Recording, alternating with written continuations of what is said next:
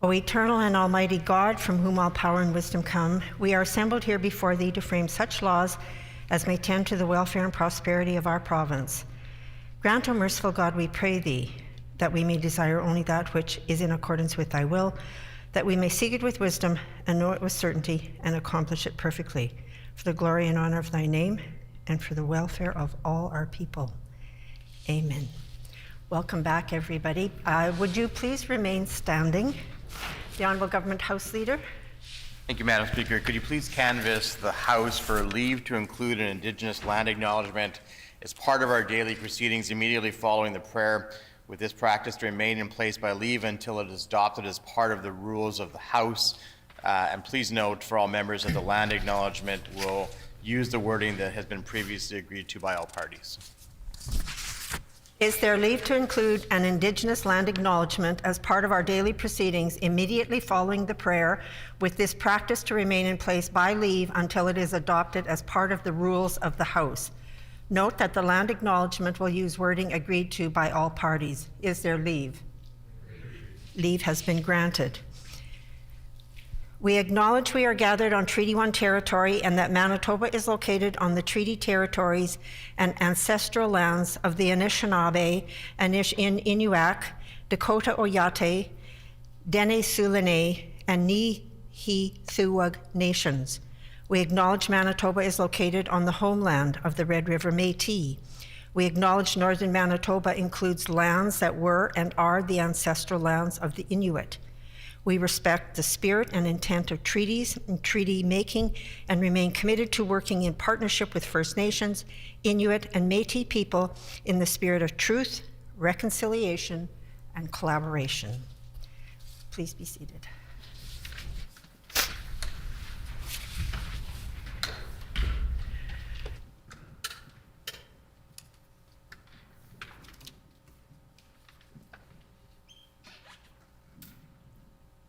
For the information of the House, on February 25th, 2022, I received a letter signed by the two House leaders and the member for River Heights. The letter announced that the sessional order enabling our hybrid virtual sittings passed by the House on October 7th, 2020, and subsequently amended on December 3rd, 2020, May 18, 2021, November 19th, 2020, and December 1st, 2021, has been extended by agreement from March 10th, 2022 to April 4th, 2022. This means that until April 4th, 2022, members may still participate in sittings of the House and committees virtually as well as in person. The Honourable Government House Leader. Thank you again, Madam Speaker. I have a multi-part leave request for the House. Could you please canvass the House for leave to A, set aside private members' business this morning as well as routine proceedings and government business this afternoon. B, to allow the House to consider the following business today in this order. 1, a motion to appoint the Deputy Speaker and Chairperson of the Committees of the whole House. 2, a motion to appoint a Deputy Chairperson of the Committees of the whole House. 3, condolence motions for former MLAs in the following order. Danielle Adams, Bonnie Korzanowski, Kenneth George Dillon. With the understanding that during these tributes, members will be able to speak for up to 20 minutes, and C, for the House to sit today from 10 a.m. until it recesses at 12:30 p.m., then resume sitting at 1:30 p.m., and for the House to rise only after all members wishing to speak to the condolence motions have done so. Is there leave to A, to set aside private members' business this morning as well as routine proceedings and government business this afternoon? B, to allow the House to consider the following business today in this order. 1, a motion to appoint the Deputy Speaker and Chairperson of Committees of the Whole. 2, a motion to appoint a Deputy Chairperson of the Committees of the Whole. 3, condolence motions for former MLAs in the following order. Danielle Adams, Bonnie Korzanowski, Kenneth George Dillon, with the understanding that during these tributes, members will each be able to speak for up to 20 minutes.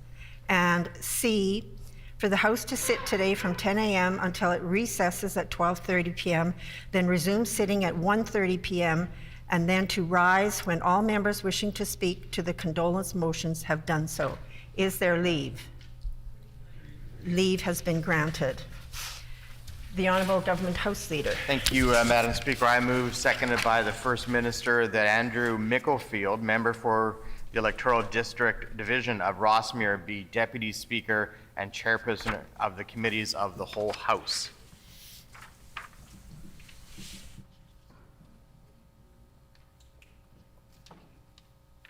It has been moved by the Honourable Government House Leader, seconded by the Honourable First Minister, that Andrew Micklefield, member for the Electoral Division for Rossmere, be Deputy Speaker and Chairperson of the Committees of the Whole.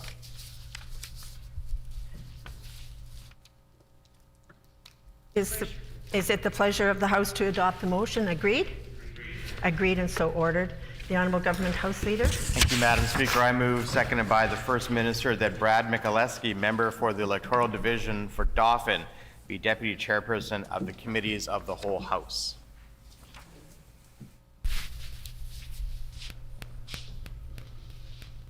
It has been moved by the Honourable Government House Leader, seconded by the Honourable First Minister, that Brad Michaleski, member for the Electoral Division for Dauphin, be Deputy Chairperson of the Committees of the Whole. Is it the pleasure of the House to adopt the motion? Agreed? Agreed and so ordered.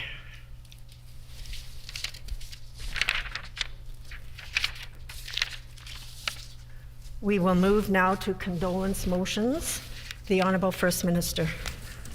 Thank you very much, Madam Speaker. I move, seconded by the Leader of the Opposition, that this House convey to the family of the late Danielle Lynn Adams, who served as a member of the Legislative Assembly of Manitoba, its sincere sympathy in their bereavement and its appreciation of her devotion to the duty in a useful life of active community and public service, and that Madam Speaker be requested to forward a copy of this resolution to the family.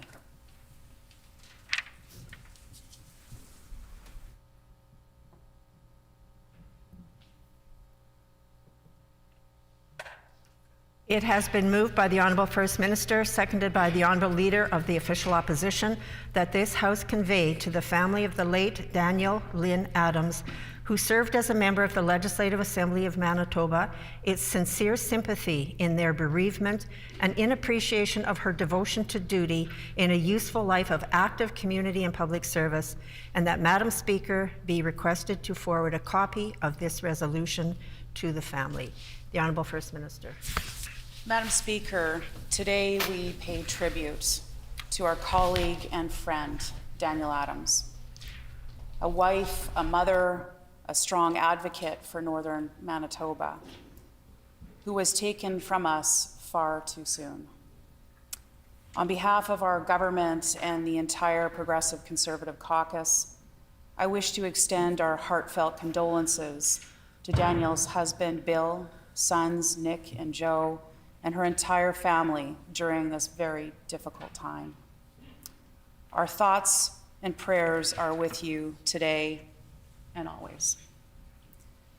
To the Leader of the Opposition and the entire NDP caucus, I want to express our deepest sympathies to each and every one of you.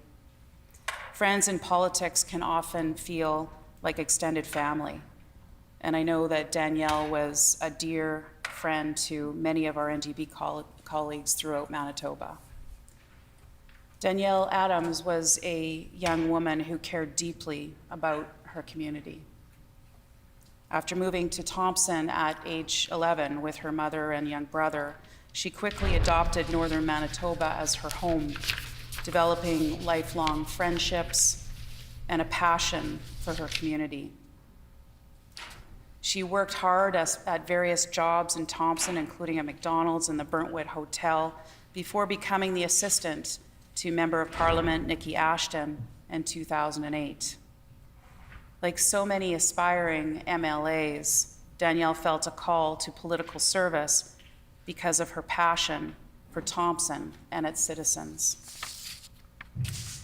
For years, she served on the boards of the Thompson Children's World Daycare, the Thompson Ski Club, and the Thompson Labor Committee, learning about the issues that matter to Northern Manitobans. After many years of community involvement and political advocacy, Danielle made history in 2019 by becoming the first woman to represent Thompson in the Manitoba Legislative Assembly. Over the last 2 years as an MLA, Danielle brought her wealth of community experience to her role as critic for childcare, housing, disability, and poverty issues. Madam Speaker, I was the Minister of Families during Danielle's first year as MLA and critic. During that year, I spent many hours fielding her questions in the House and answering her letters advocating for her constituents and for others in Manitoba on those very issues. Danielle and I may not have agreed on everything to do with policy, but I always admired her unwavering dedication to the people of Thompson. I also knew that we shared the same goal: safe, healthy, and prosperous communities for Northern Manitoba families. Madam Speaker, we all know why we do this job as an MLA. We do this job so we can make a difference in the lives of Manitobans. During her life, Danielle made a profound difference in the lives of Manitobans in Thompson and throughout Northern Manitoba. She leaves behind a lasting legacy we can all admire. On behalf of the entire government and the Progressive Conservative Caucus, I want to again extend my sincere condolences to Danielle's family and friends and the entire NDP caucus during this very difficult time. Thank you, Madam Speaker. The Honourable Leader of the Official Opposition. Thank you, Madam Speaker. I want to begin by acknowledging Danielle's family, who is here with us today.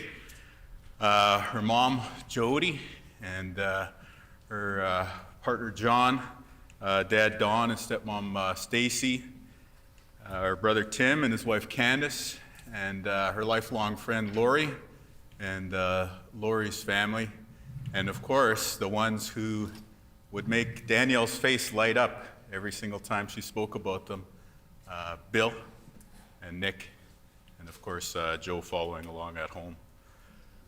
I want to send my condolences to you all and to our colleagues who bear this loss. And I also want to thank you. I want to thank you for sharing Danny with us during her time here on earth, because we are all better for it. And I want to say the same to my colleagues. You know, there's many sides to Danielle that I would like to share at this time. There was a young Danielle, just a kid, at a federal campaign rally in 1988, where she was pulled up on stage by the NDP Leaders Tour. And not only did they bring her up on stage, but they put a microphone in her hand. And so the 4 or 5-year-old Danielle got on the mic and told the thousands of Albertans in attendance, "You need to vote for Ed Broadbent." There was a Danielle who loved Halloween costumes. And I'm not just talking about Halloween costumes for herself. I mean, Danielle got theme costumes together for all of her friends and for Bill to go out dressed up together. One year it might be Marvel comic characters, another year it's Disney princesses, and Danielle was Snow White. In fact, I'm told that her and Bill even dressed up in costumes to go to their wedding social together. They went as Link and Zelda. And there was a Danielle who was an organizer for Nikki Ashton in the 2015 federal election campaign. And even at 9 months pregnant, would still go out and canvass 6 hours a day, till finally the campaign manager had to order her to stop. Sure enough, Danielle gave birth she went into labor on E-Day and gave birth the following day. And it is true that she raised her kids on the campaign trail. Nick was brought by Danielle on the train to Churchill in the 2019 election campaign to go canvassing with her. And I know that was a fond memory for Danielle. I had a chance to visit Danielle's husband, Bill, and many of their longtime friends after the service in Thompson in December. There are many laughs and fond memories being shared. It was really quite striking. At one point in the evening, I asked the assembled people if they knew that Danielle would be an MLA when they were growing up. And they shouted to interrupt me to say yes. If anyone in their crew at R.D. Parker Collegiate was going to grow up to be an MLA, they knew that it would have been Danielle. But I can also share that her road to becoming an MLA was not without its hiccups. In the lead up to the 2019 provincial election campaign, I went to Thompson to have her campaign office launch, to launch her provincial campaign. And so we're doing the office christening, if you will. And there was some cooking going on inside, and I'm not going to say who was cooking. But just as Danielle and I were giving our big rah-rah speeches, the smoke detectors went off. And the fire alarm started going, like so loud you can't even think, right? These fire alarms are just screaming. And so the big rah-rah speeches get interrupted. All the volunteers and supporters pour out onto the sidewalk. We got dozens of people on this Thompson sidewalk outside of this office. And then what happens next? Well, of course, it starts to rain. So there must have been like a little rain cloud just over top of us there. And the fire trucks pull up, and now the sirens are blasting out over top of the fire alarms. So Danielle and I, we just kind of quietly moved away, and I think Danny said, "Why don't we go knock on some doors right now?" But Danielle had a good sense of humor like that, and she had like a built-in sense of optimism. Because when people would tease her about that office opening and, just try and have a chuckle about it, Danielle would say, well, it was better that way. It meant that more people came to my office launch. And that's what she was like, right? Always positive, always with a good sense of humor. And that led to her election night 2019 victory, which was, I'm sure, a high point for Danny. She celebrated it with many of the people who are here in the gallery today, with her supporters, with her friends, with her family. But I want to tell you that that victory was beyond a personal win for Danielle. It meant something bigger. And I say that because Danielle grew up facing many challenges and barriers. And what inspired me about her career, one of the many things that inspired me about Danielle, is that she came from those beginnings and became an MLA, so that as an MLA, she could go back and talk to little girls and boys and children in the same situations that she was in when she was younger and tell them, I did it, so can you. You can reach your dreams. You want to be an MLA?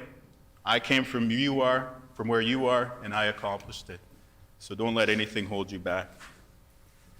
And that means something. And that's something we should always be proud of about Danielle. We all know that Danielle was a dedicated constituency politician. I talked about the canvassing. Canvassing wasn't just in Thompson. She knocked on doors in Nissachawayasik, in Woboden, in many other areas in the constituency as an MLA with her CAs and longtime friends, Clayton and Destiny. She'd always reach out and advocate for her communities like York Factory and Tatasquiac. Late night calls and emails. She's always raising issues with me. And at so many caucus meetings and party conventions, she would speak up and she would ask, what about the North? What about childcare? What about my constituents? In fact, whenever we'd have a caucus retreat, Danielle would book an extra day before and an extra day after so she could set up meetings with more childcare centers in the area, with more anti-poverty organizations, with more local housing initiatives. Of course, she did all the fundraising, membership sales, constituency association work that all of us have to do. But I think her favorite part of being an MLA might have been the school visits as part of I Love to Read Month.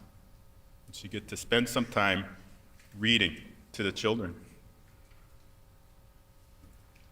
I'll explain why that's so significant in a second. But I think I just want to pause here to say that there was no part of the job of being an MLA that Danielle didn't excel at because of her hard work and determination and her drive to succeed. And I'm sure anyone watching her politically would have seen that. But do you know how hard she pushed herself to be able to do those things? Now, I'm not sure how many people know this, but Danielle had a learning disability. And it's something that she struggled with since she was in elementary school. You may have heard her speak in the chamber here. You may have heard her tear a strip off the government out there in the hallway. But do you know about the hours she spent practicing her questions for QP? Do you know about the countless drafts that she worked and reworked before she ever stood up in this chamber? Do you know about the endless experiments with font size and spacing and layout on a page until she finally found a formula that worked for her speaking notes?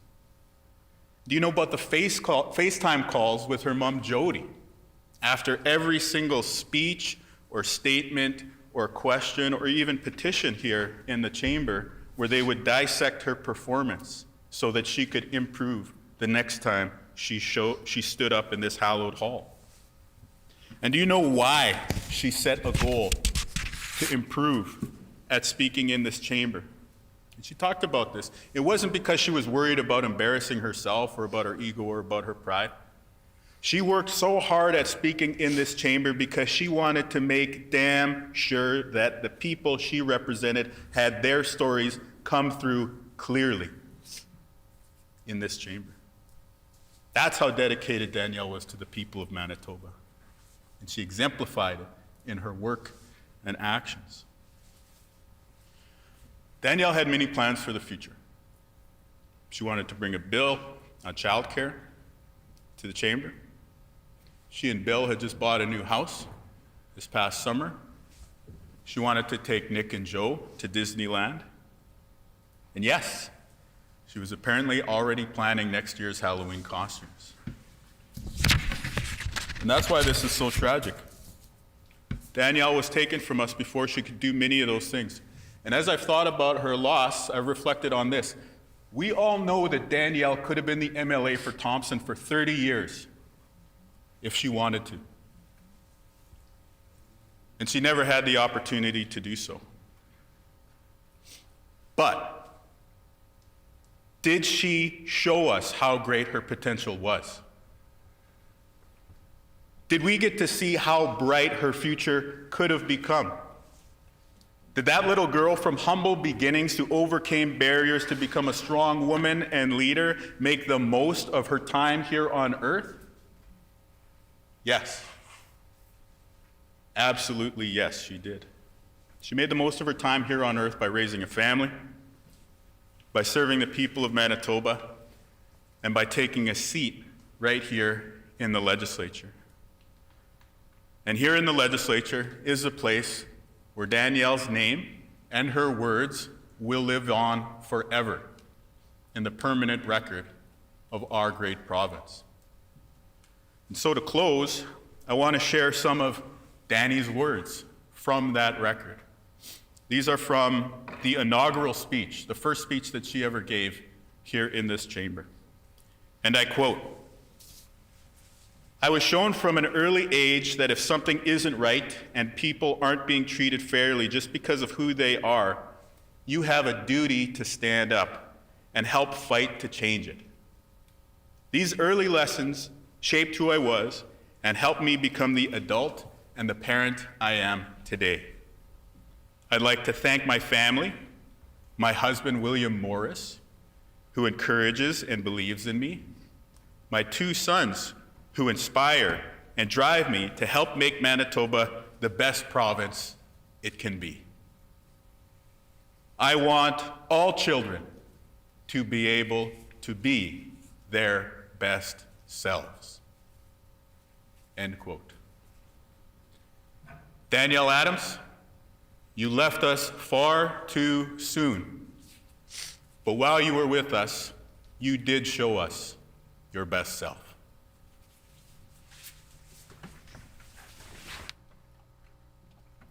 The Honourable Minister of Justice.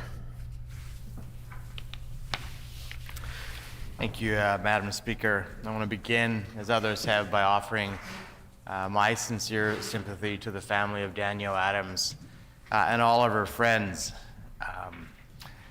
There are memories that you always remember, that you can never forget, and I will always remember, sadly, the call that I received from the member for St. John's. I was pulling off the grounds of the legislature, and I could hear the emotion in her voice, and I pulled over and said to her, whatever it is you need to tell me, just take whatever time you need. And she told me the tragic news, and I could tell from that discussion what a loss it was, not only for the member for St. John's, but for the entire NDP caucus and for this assembly. Madam Speaker, I'm grateful that you helped accommodate the family to be here today. Thank you for your office for allowing that to happen. In this place, unfortunately, people often see, when they see us on TV or when they're hearing us speak in other forums, they just hear the discord that happens between us. They hear the arguments that happen between MLAs. What they never see, and I've been witness to in the 19 years I've been able to be in this assembly, is the times when we celebrate the births of children between other members, when we pray for each other, when we hear about an illness or a cancer diagnosis, and tragically, but thankfully not often, when we have a sitting member who leaves us. I remember as a younger MLA when Oscar Laughlin passed away, and how this assembly came together, and now today we do it again. Danielle and I, in some ways, shared a bit of a similar path in that we were both political staffers before we made the jump into elected office, and it's not an unusual path. There's others in this assembly who've done the same thing, but it does give you a unique perspective, and often when that is the path, it's something that you've had an interest in for the majority of your life, and I appreciate the Leader of the Opposition sharing some of those remembrances for Danielle and how she was engaged early in her life in political activities. You often come with a certain level of spirit and partisanship when you've come out of the political staff world into elected life. I remember after my first question, which in my mind I thought was a strong question, but probably was filled with hyperbole and other things, Gary Dewar walking across the House and coming over to speak to me in the seat that Danielle, that we memorialized today, but that I sat in at one point in my political career, and saying that was a very spirited question, and it's good to see that sort of energy in the House. And I remembered that after Danielle's first question, and I had the opportunity to go over to her and say words that were very similar. It was a very spirited question, and it's great to see that energy in the House. COVID robbed us of a lot of things, Madam Speaker, over the last couple of years, and one of the things that it robbed us as MLAs of is the opportunity to be together. This is the first time in almost 2 years when all MLAs are able to come into this House, but because we weren't able to over the last couple of years, we weren't able to get to know each other or to be together in the way that we often were before. And for new MLAs, it robbed us with some of that interaction. We saw a lot of them virtually, but didn't get a chance to see them all personally. And that is, I think, a loss for all of us, because again, even though we often have disagreements and discord, some of the best moments are when we have the opportunity just to speak to each other as individuals and not as politicians, to learn about each other. The member for St. John's did share with me at one point some of the issues that the Leader of the Opposition raised regarding some of the challenges that Danielle had.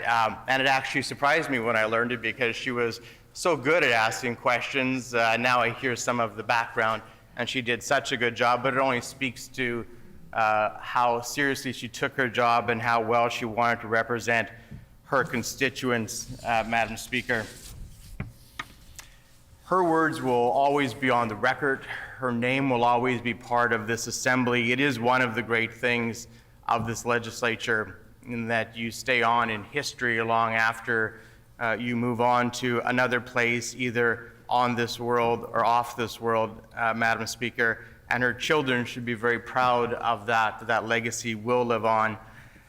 I know that Northern MLAs, and I've learned this in my time in the legislature, face a special challenge, not only in representing their vast constituency and constituents who are often in really small communities distant from each other, but they face the travel requirements of coming down to Winnipeg, which can be as daunting as going to Ottawa if you're a member of Parliament. For those of us who don't live in the city but are closer by, we don't face those same challenges, and I always have a very special appreciation for those MLAs from the north on all sides of the House who take that on and take it on with such passion as obviously Danielle did.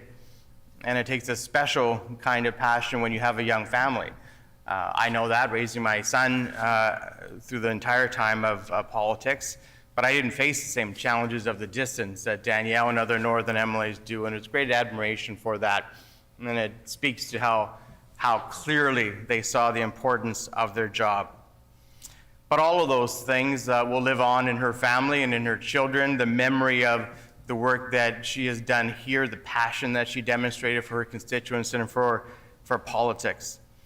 So today, I think we all speak as not as New Democrats or as Liberals, not even as MLAs, but as human beings when we say that we come together as a family, as one united family to support the family of Danielle and her friends, and we put aside everything else because nothing else matters at this moment. This assembly is better for Danielle having been here, and Manitoba is less for her not being here any longer.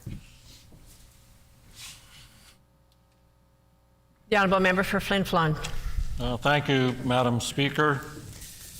And certainly today is an emotional day for many of us in this chamber, as it is for Danielle's family. Danielle was only with us in the chamber for a short period, but she left a mark on each and every one of us. And certainly I think I can speak for all our Northern MLAs when she was more than just a colleague. She became like a sister to us all.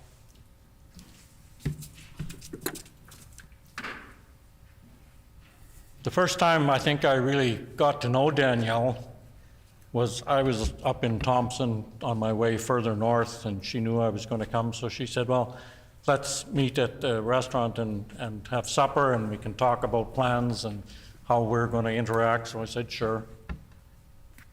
She brought Nick and Joe because as a young mother, doing this job already took so much time away from her family. So she brought them to supper with us, and it was really quite an amazing thing to see Nick interact with his mother and with his brother so that we could talk business while he looked after his brother, basically. That really speaks to a level of parenting that Danielle and Bill should be commended for. Lots of kids these days don't seem to have that sense of family and sense of looking out for each other. Now, I believe Danielle probably developed that sense from her parents, because I understand her mother was heavily involved once upon a time, but to get a sense of Danielle, look at the people that responded at her very untimely death. There was leaders of Indigenous communities that she had an impact on their lives, and they knew that she was there to represent everyone in her constituency. While she may have been the first female MLA to come from the Thompson constituency, she worked for 10 years prior to being elected herself with Nikki Ashton, and already had that reputation in a lot of those communities, that she was there to represent them, that she would speak for them, that she would do whatever she could to be the person they needed to represent them. And Bob has spoken about the work that she put in this chamber to be prepared for question period and to be prepared for giving speeches. And it was a level of work and dedication that really should have shamed some of the rest of us that didn't put that level into that we didn't have to, we could speak. She made it look natural by the amount of work she put in. One of the first places that I really saw Danielle shine as Danielle was when we were in estimates together for the first time. She didn't like getting non-answers to her questions because her questions were important questions for the people of her constituency. And she would push to make sure she got an answer, even if it was an answer she didn't like. But she certainly didn't stand for non-answers. And she was able to do that because she knew what she wanted to talk about, she knew what she believed in, she knew what the people she represented needed to hear, needed to have asked, and wanted to have answers. So for me, that was really where she shone, was Danielle Adams fighting for her constituents. Others probably knew her longer and perhaps knew her better than I did, but certainly from our Northern Caucus colleagues, she was a spark that ignited the rest of us. Bob talked about getting messages. We would get late night messages, hey, we should write a letter. Hey, what do you think about setting up a meeting? We should meet with such and such a minister to discuss this issue. Because many of the issues that she fought about in her constituency were the same issues that the rest of us in the North were fighting for and about. And I can tell you that we certainly miss that spark with our Northern Caucus right now, because we don't send each other those messages at any time of the day or night when an idea pops into us. And maybe we need to, just for nothing else than to honor her memory. I spoke to some people in Thompson that knew Danielle much longer than me, particularly in the political end of things. People like Nikki Ashton and the great respect that she had for Danielle and Danielle's ability. Talked to Gordon Landrio,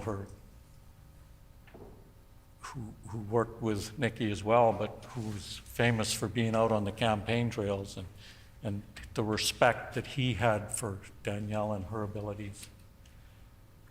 Rod Murphy told me that the first time he campaigned with her in Woboden, Danielle had a unique ability to connect with people.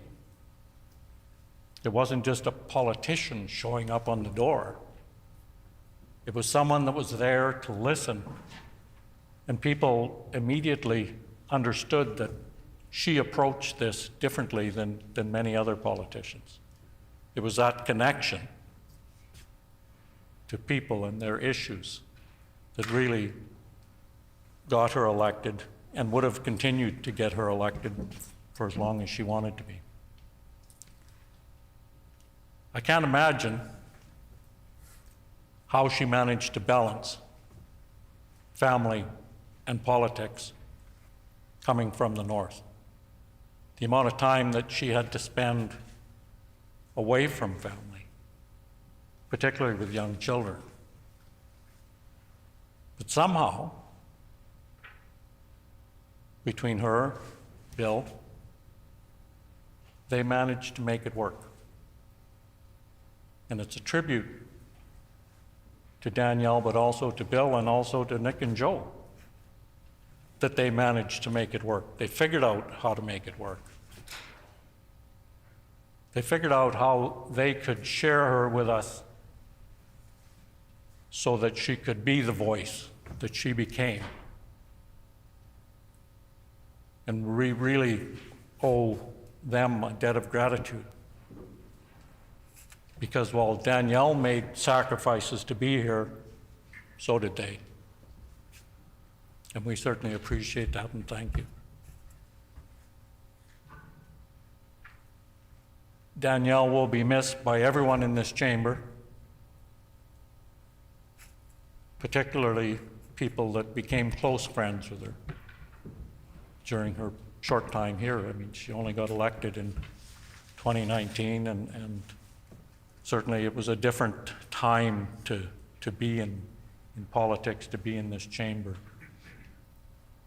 that restricted really how much interaction people had with each other. But through all of that, Danielle managed to stand out in the crowd and be someone that we could all know and respect.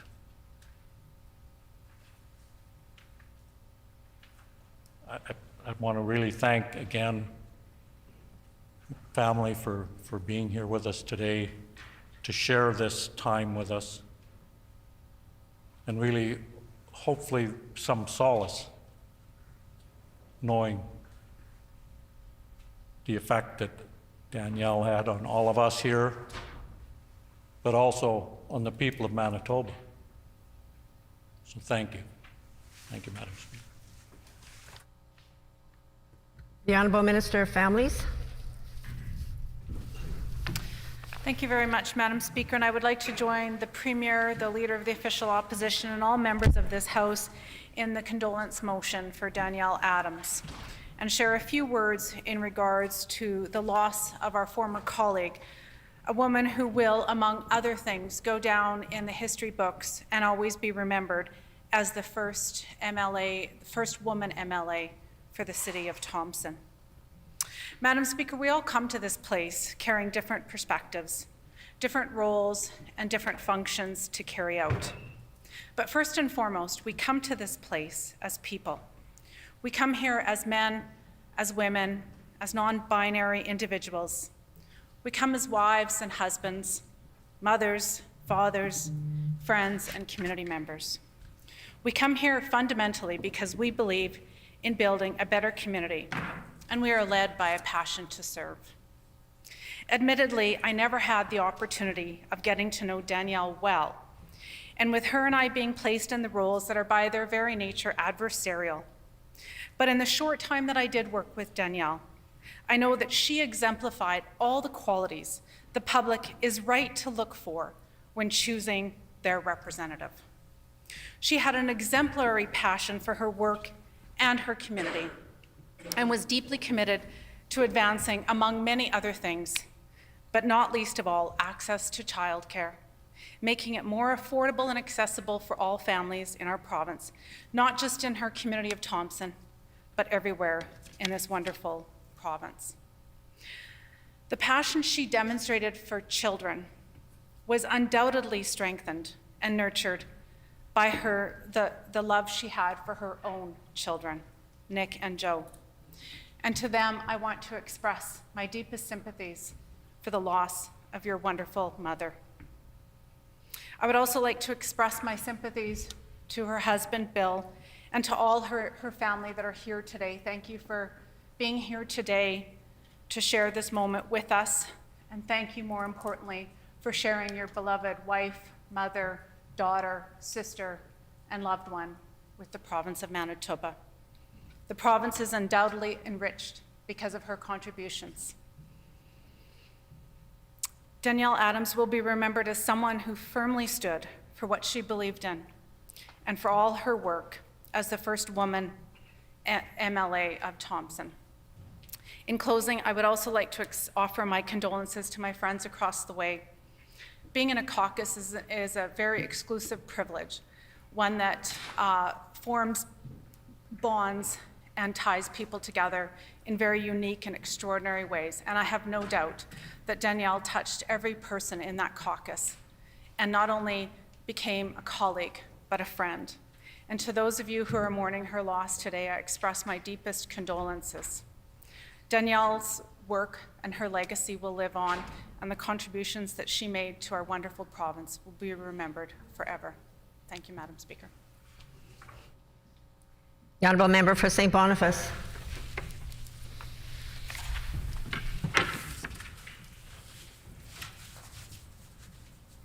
In this pandemic, there have been so many losses, and it never gets easier. There's no getting used to it. And Danielle's death came as a terrible shock. I have to say, I've been haunted by her loss, because one moment she was there sitting next to me in the legislature, and the next moment she was gone. And that is the cruelty and fragility of life. That one moment someone who is so vibrant and so alive is suddenly gone, and leaves so many behind to grieve for her. And it's said that grief is a kind of love for the people we've lost. And heartache is not just an expression. It's real pain. And this pandemic has made these losses harder. And losses hurt more because we can't be with the ones we love. And the connections to care for one another have been frayed by everything from divisions to the fact that we can't be together and look each other in the eye, or provide comfort through a simple embrace, or have someone wipe away the tear from our cheek. And we've spent most of the time for the last year separated and away from one another. And because of the stress and fear and anxiety of never knowing what comes next, it's made everything that much more difficult. And others have mentioned a lot of the time we spend in this chamber is spent theatrically. There's an artifice to what we do. We put on a face to meet the faces that we meet, but Danielle was not like that. She was open, she was authentic, she didn't put on airs, she was humble. She believed what she believed and she stood up for it. And she wore her heart on her sleeve. And the memory I have of her isn't from this chamber. We were standing in line at a Dairy Queen on St. Anne's Road. It might have been after the election in 2019. It was a hot day in summer or maybe fall, I guess, warmer than usual, and my kids were hungry for ice cream. And I had my head in the clouds, and Danielle turned around and said hi. She was standing right in front of me. She was casual, she was open, she was friendly. We talked about our families. We talked a little about Thompson in the north. And she was there with her friend that lived nearby, who she was staying with, which was just another example of her humility. And it was one of those perfect Winnipeg fall evenings when the sky is clear like crystal and the warm as air and sweet, and we were just another couple of Manitoba parents eating ice cream with some kids in tow. And Danielle was so young. She had so much more life ahead of her. And if grief is another kind of love, then it may be that the grief we feel is in proportion to the time we've lost with our loved one, the time we won't have. And that's the pain of it, the pain of carrying on with loss. But it is never loss alone. Because what defined Danielle was not her loss, but her life. And her life, like any life, was defined by who and what she loved. The space she filled, the love she put out into the world, her love for her family, her friends, her community, her colleagues, and her cause. There are losses that seem unfathomable, and on behalf of the Manitoba Liberals, our hearts go out to her husband, her children, her family, her NDP colleagues, and all who knew her. And we hope that we can lighten the burden of your grief by sharing it.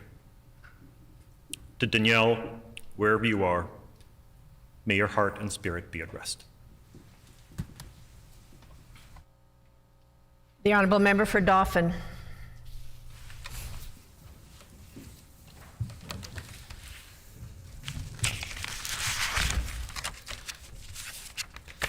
Thank you very much, Madam Speaker. And again, I'll be, like others, I'd like to join and add my condolences to the family of Danielle Adams.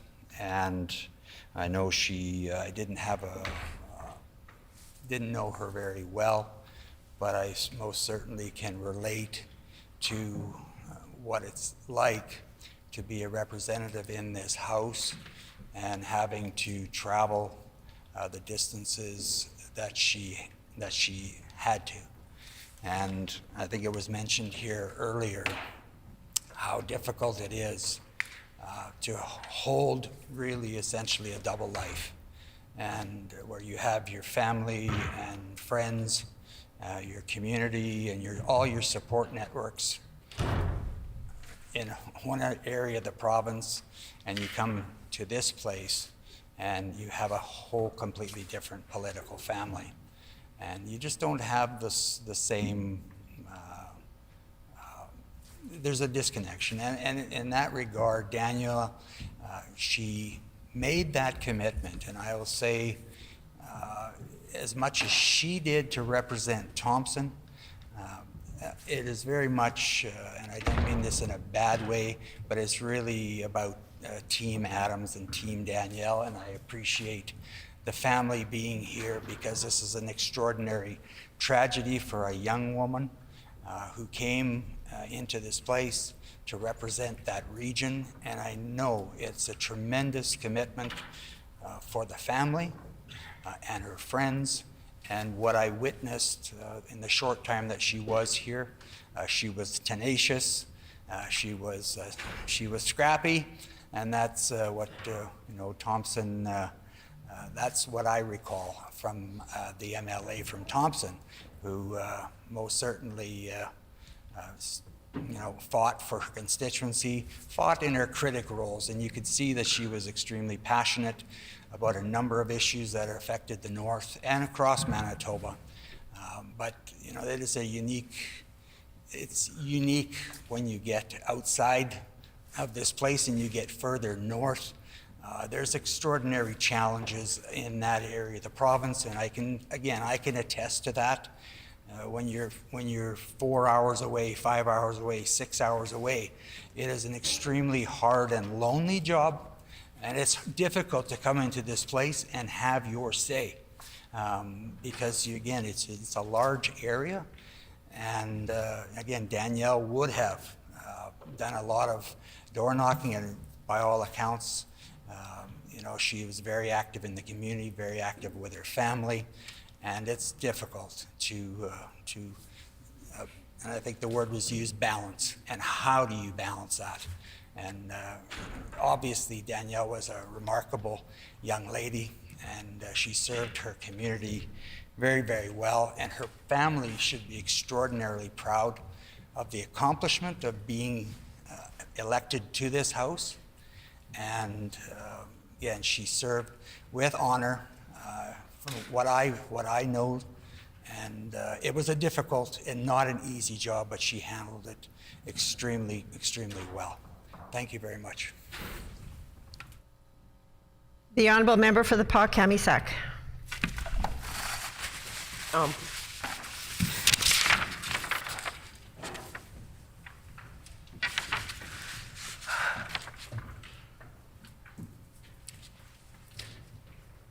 I first met Danielle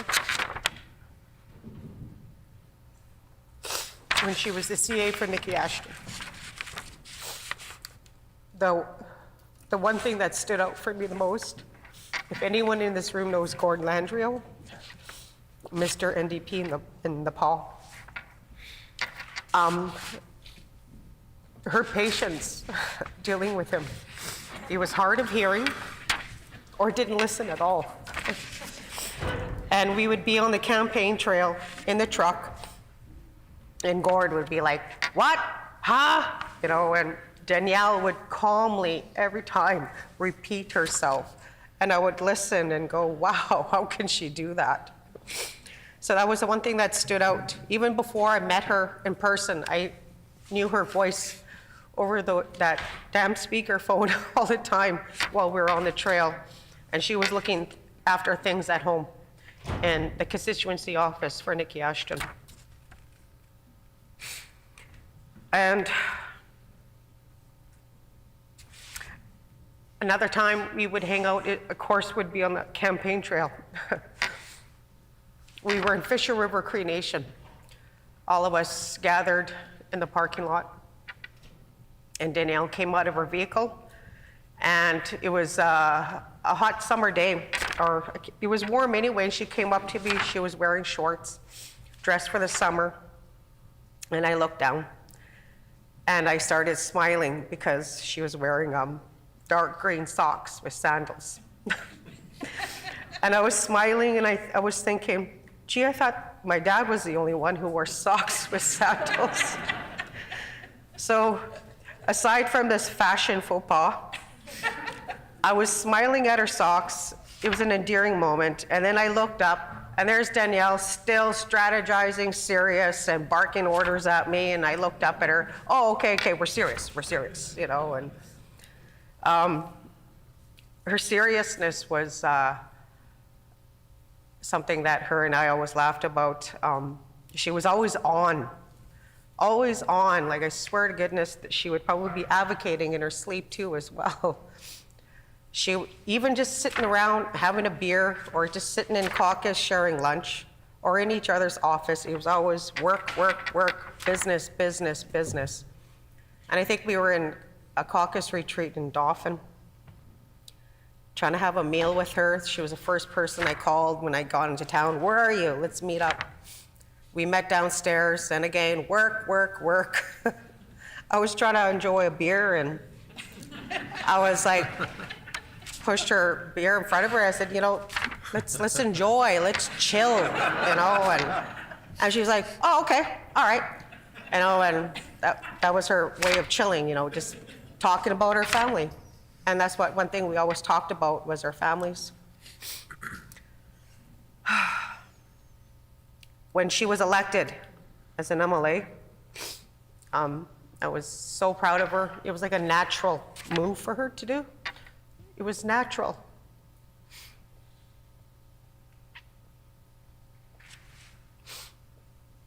I worked with her a lot with casework. She was very knowledgeable in the justice system. I thought it was pretty cool that she came from a background of legal aid. I thought that was pretty cool. And she was always there.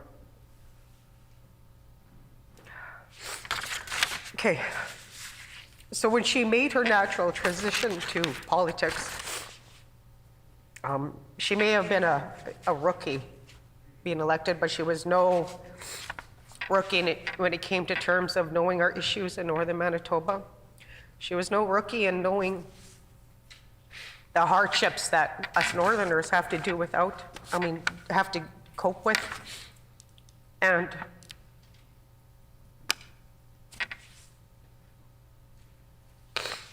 she showed me pictures of her house. She showed me pictures of the house, even though before she bought it. And I think we were planning a 2-day housewarming party. Told her to get my room ready for me.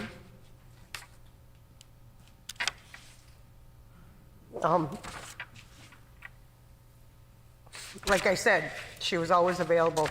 Late night talks, late night texts. Even if she wasn't available, it's because she was busy tending to her lovely sons. But she would call me later on in the night.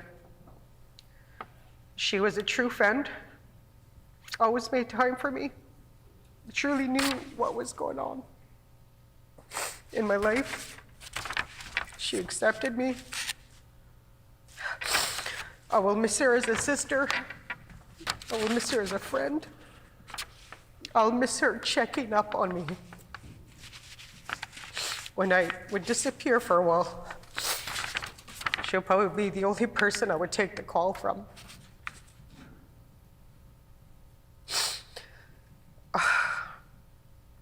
So with this, I just want to thank Belle and her sons, Nick and Joe, for lending us your mom. Her work is done here, and we're going to continue on your mother's work and her advocacy. I just want to say, Kinana Skumitan, thank you for sharing your mother with us and being so generous. Your mother was a good woman. It was. The Honourable Member for Radisson.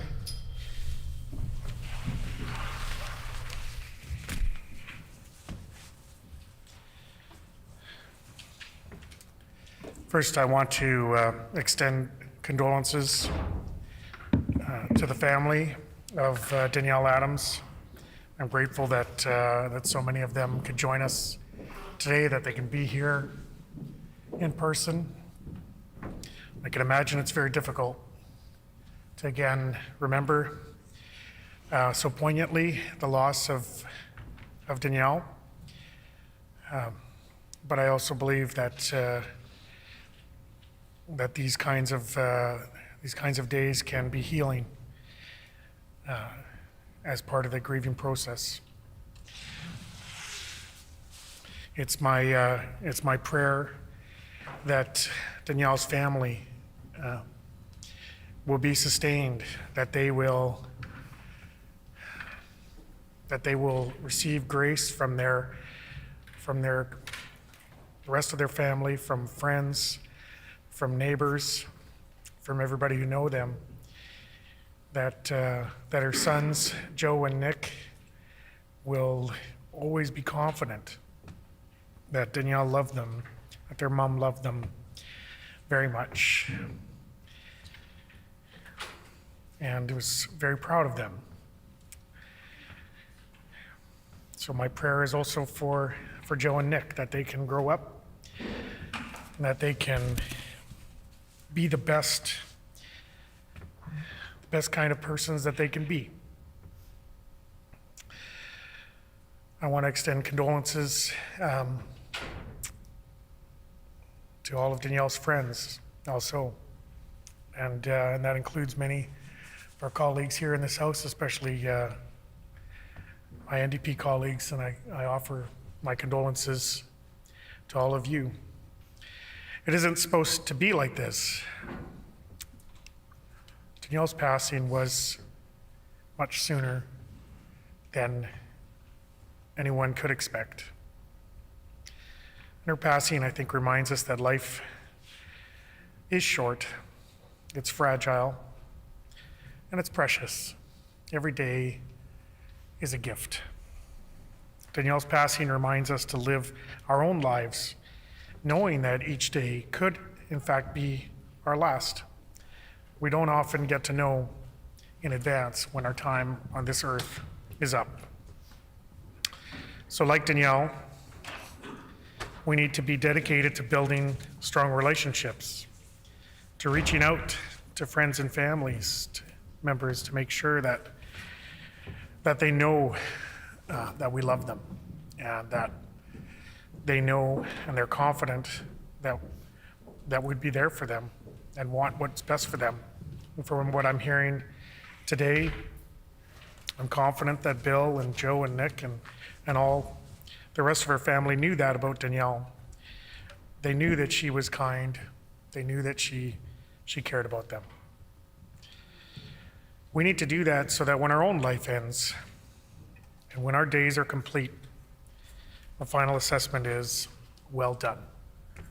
Well done. So we're here today commemorating Danielle's life because she served in this House as an MLA. I think that is important.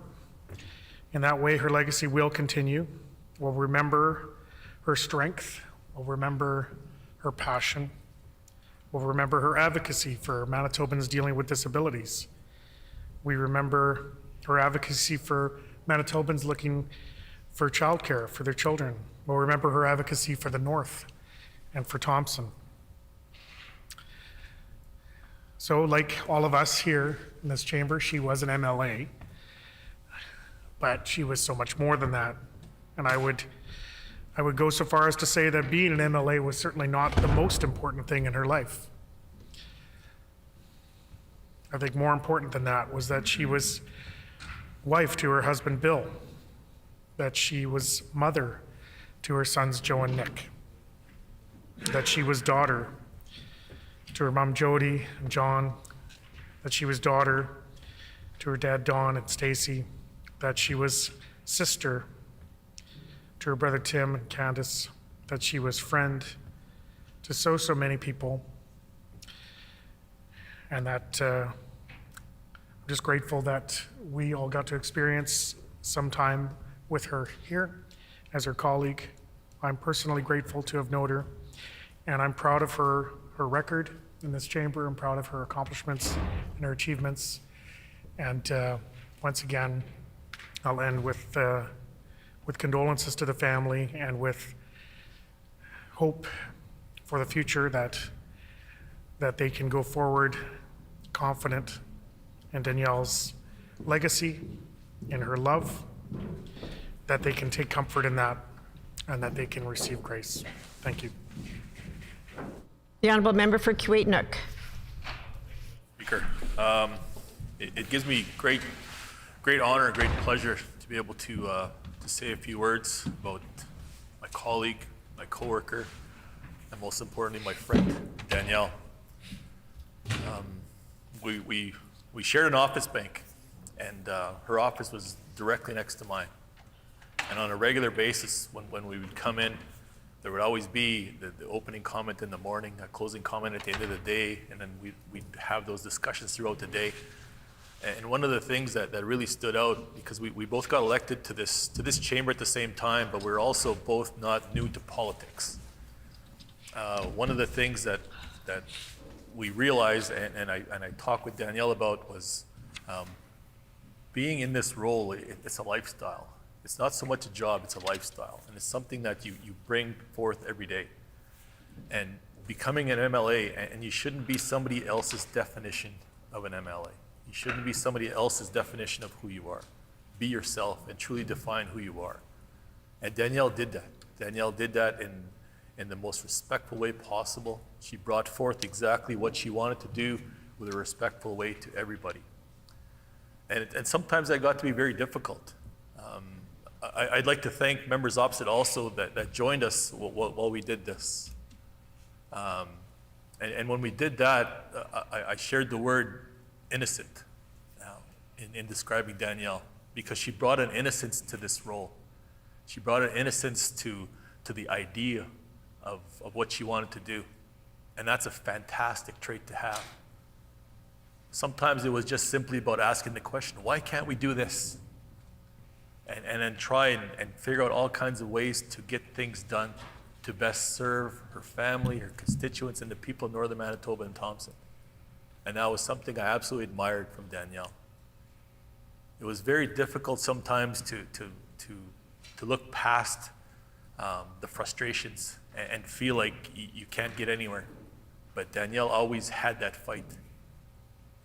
When COVID came and we switched a lot of members to Zoom, it was mentioned earlier that she was very cognizant about a learning disability. And until she said that, I didn't even realize she had one like that, because that's just how natural she was and how passionate she was about issues she had. So she would regularly ask, and I'm sure her mom can attest, she regularly asked us, she regularly asked me, how did that look? How did my question look? How did my speech look? And I just kept telling her it looked fantastic. And you could see the comfort level, and she was more comfortable on Zoom some days. It was just going through and hammering the questions, including to members opposite and to the ministers that she directed her questions to. She was getting more and more comfortable. And when she talked about learning disability, I just said, I don't see that. And it was something that was in her mind, but she was very good and very passionate about, I don't want to say hiding that, but overcoming that and dealing with that to make herself a better person. And sometimes that's a very difficult thing when you have to be able to admit potential shortcomings or potential issues that you have, and it makes you very self-conscious. But she overcame all of that, and I was very impressed by what she brought to this table. So I'm not here to mourn her loss, and I don't think we should all mourn her loss. We should celebrate her life and her contributions that she brought forth to all of us. I truly believe when somebody passes away and they leave this world, they continue on in a spirit world, and they're forever remembered, and they'll always be remembered until the last person ever speaks their name. And Danielle's name will forever be spoken, so she will never be forgotten. She will always be remembered. And including, and I say this to her family, to her partner Nick, her partner Bill, her sons Nick, Joe, to be able to do what you bring to this table, and what you have, your mother and your partner are going to be remembered. And you'll see that for generations to come.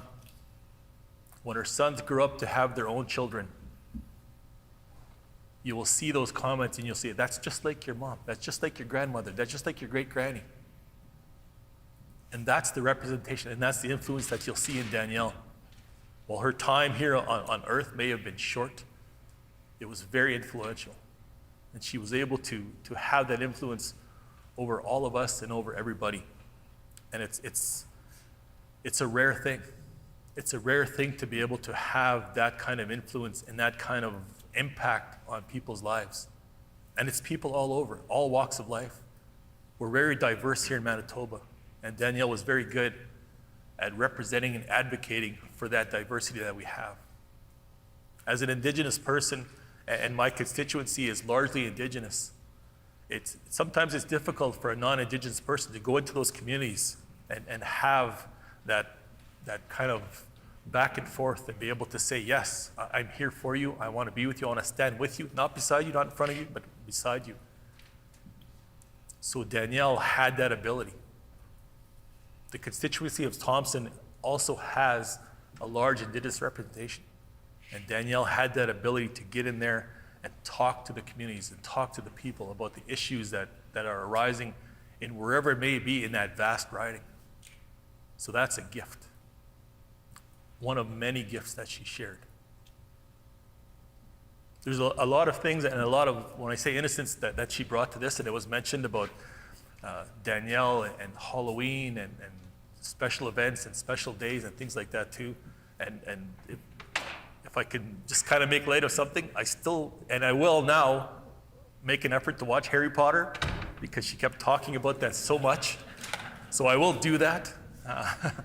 And I pledged that to my friend to be able to do that. But those are the kind of things that she talked about. And to her sons and to her partner, many, many conversations and many instances that came out, no matter what the issue may have been. A lot of the reference were these two words that I'll always remember that she would say, my boys. My boys this, my boys that. And that just shows the kind of family and the kind of person that she was. And it was mentioned earlier too about being able to travel across the province to represent a northern constituency and the sacrifice that is made. So I thank you. I thank her partner and her children and her extended family for the sacrifices you made to be able to allow Danielle to come with us, to share Danielle with us. That has made me personally, and I know it's made everybody in this room, a better person. I had the privilege to travel to Thompson, which Danielle would have loved. Danielle would have loved for all of us to travel to Thompson. And that was a goal that she had.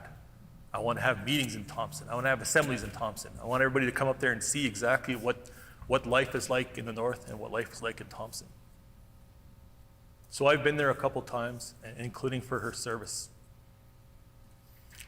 And I was privileged and honored on behalf of not only myself, but my family, my community, and Indigenous people to be able to present the family with a star blanket.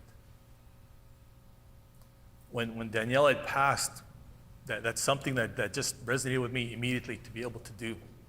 And I've been privileged and honored in my life to be gifted with a number of star blankets over my time, including being able to now share those with other people, with other families, in a comfort that you only have to experience to go through. So we had that quilt made, and that blanket was made by an elder in my community. And it was made in these colors. It was made in these colors because we all know those are Danielle's favorite colors. So that gift that I presented, at the time we presented it to her mother, and now it's being passed on to her children. Take comfort in that. when you feel that you're so lonesome you can't stand it, cover yourself in that blanket. Think about your mother, your partner, your sister, your daughter, and know that she's with you. I know she's with us here right now today. I know she's with us in spirit, and she'll be with us forever. Her influence will be felt all the time. As I said earlier, that influence that Danielle has will go on forever. And time, they say time heals all wounds, but over time, it just creates a different kind of love. So when I say you'll see that influence of Danielle over time, you will see that. And you will take that with laughter. When Danielle's grandchildren and her great-grandchildren are there, and one of them does something that immediately reminds you of Danielle. And you'll take that with laughter, and you'll know that she's there. So in my final words, I would again just like to thank her partner, her children, her family, for sharing Danielle with all of us. For me personally, knowing Danielle has made me a better person, and I'll always be grateful for that. Miigwech. The Honourable Member for Kildonan River East. Thank you, Madam Speaker. It is with deep and profound sadness that I rise today to remember, recognize, and celebrate the life of our friend and colleague, Danielle Adams, who was tragically taken from her family, her friends, and this world much too soon. I want to extend my personal and heartfelt condolences to Danielle's family who are joining us today in the gallery. There are no words that any of us can say that will ease your suffering, but I want to share with you from the bottom of my heart how much we respected and appreciated Danielle, not only as a colleague, but also as a friend. To Nick and Joe, you were the world to your mom. You were at the center of her life, and she was so proud of both of you. There is nothing greater or stronger than a mother's love, and I know that you will hold that love in your hearts forever. Bill, all of us in the chamber grieve the loss of Danielle with you. She left this world much too soon, but will always be remembered as a mom, a daughter, a friend, and a strong advocate for her community. Yesterday, I reached out to Nikki Ashton to learn more of Danielle's life. She told me of the lifelong friendship that she and Danielle shared, a friendship that started out as two childhood friends who grew up together in Thompson and later developed into political colleagues. Nikki described Danielle as vibrant, positive, and outgoing. She remembered her as someone who loved being and working for people and helping people. And like many of us here in the chamber, Danielle gained valuable political experience while working as an assistant to Nikki Ashton for nearly 10 years. Danielle was passionate about helping others, and so it was inevitable that she had aspirations to serve her community in an even greater capacity as an MLA. And with the roles reversed, Nikki helped Danielle with her nomination and then rolled up her sleeves to help Danielle become the very first female member of the Legislative Assembly in history to represent the constituency of Thompson. Danny, as she was affectionately known in Thompson, was a firm believer that women belonged in leadership roles. And so it is so fitting that Danielle was the very first MLA to represent Thompson. I understand that Danielle had a huge heart, and that was obvious from listening to her speak in the chamber, that she was so passionate about serving her constituency and her constituents. She took such pride in her community and was an enormous advocate for women, childcare, housing issues, and believed so strongly in gender equality. I understand that she even served as the chair of the local daycare long before she even had children of her own. And while her time here as a member of the Manitoba Legislative Assembly was unfortunately much too short, Danielle will always be remembered by all of her colleagues and the family she represented as a strong and dedicated advocate who devoted her life to helping others. Heaven has welcomed another angel, Madam Speaker. Soar high and soar proud, Danielle, until we meet again.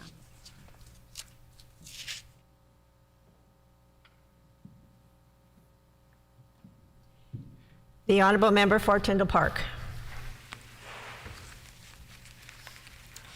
Madam Speaker, I didn't have the opportunity to get to know Danielle as much as I would have liked to because of the pandemic and working from home as much as we have over the last couple of years. But after hearing so much about her political upbringing, her need for organization, and her love of Harry Potter, I suspect that we would have had a lot in common and enjoyed each other's company.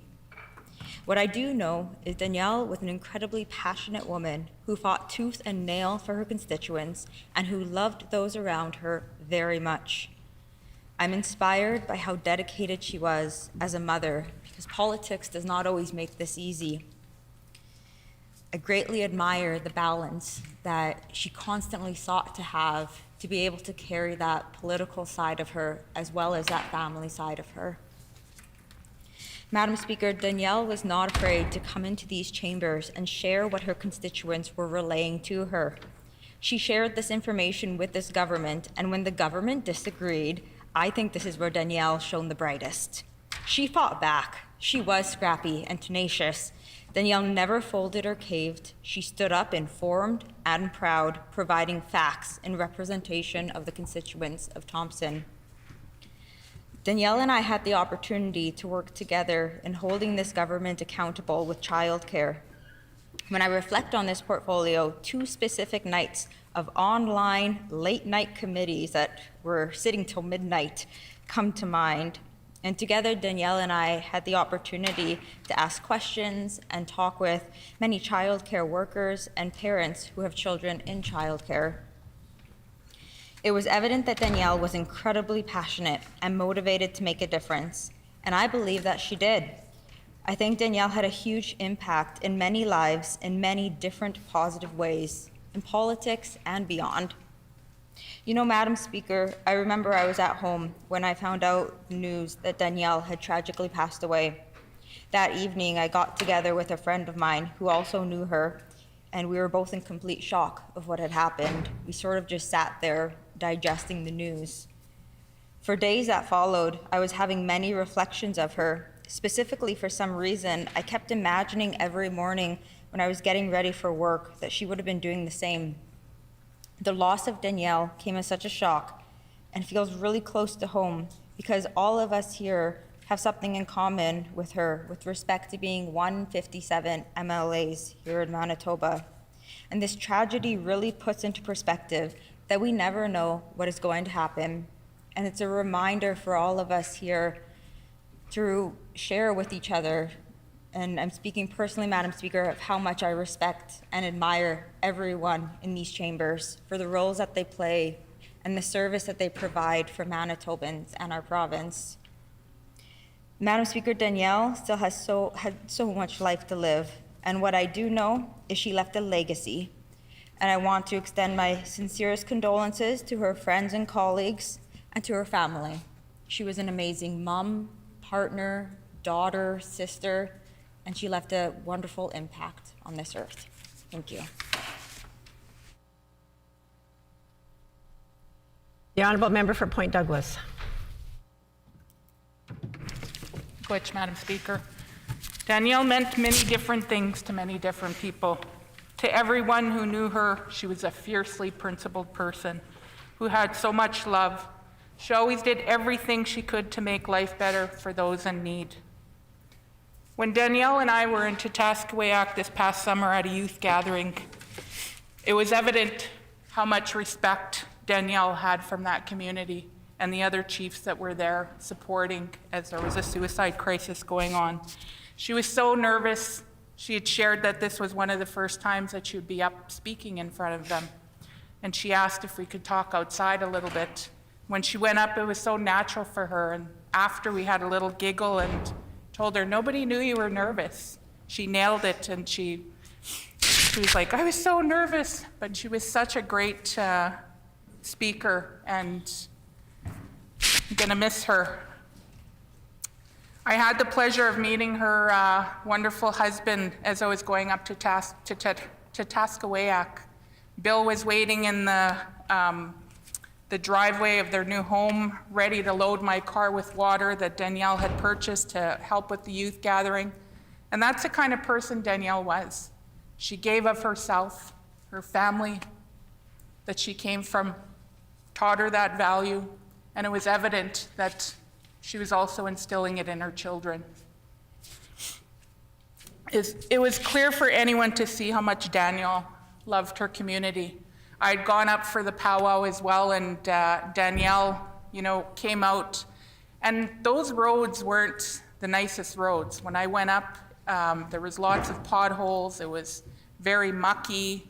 I was actually scared driving on those roads, and she had drove those roads many times, and I was so nervous when I got there, like I was just white knuckling it the whole time. It had been raining, and we were laughing because she said, I drive those roads all the time, and it was natural for her and such a hard road. I thought, man, I don't know how she does this all the time, to go and visit all of these different communities. But that's who she was. She wanted to make sure that she connected with the communities that she represented, that she brought their voices forward, and that the youth knew that they could aspire to be in the Manitoba Legislature, just like she did. As to Taskawayak Cree Nation Chief Doreen Spence shared, the last message Danielle had sent to her was asking how the community was doing. There was so much crisis going on up there. They had so many suicides. They had a COVID outbreak, and the youth were struggling. And she always made time to check up on them.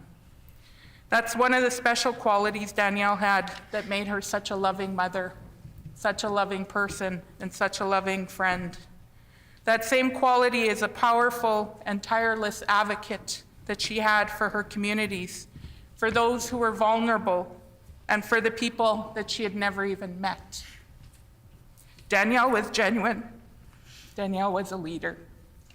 Danielle was on your side when you needed her.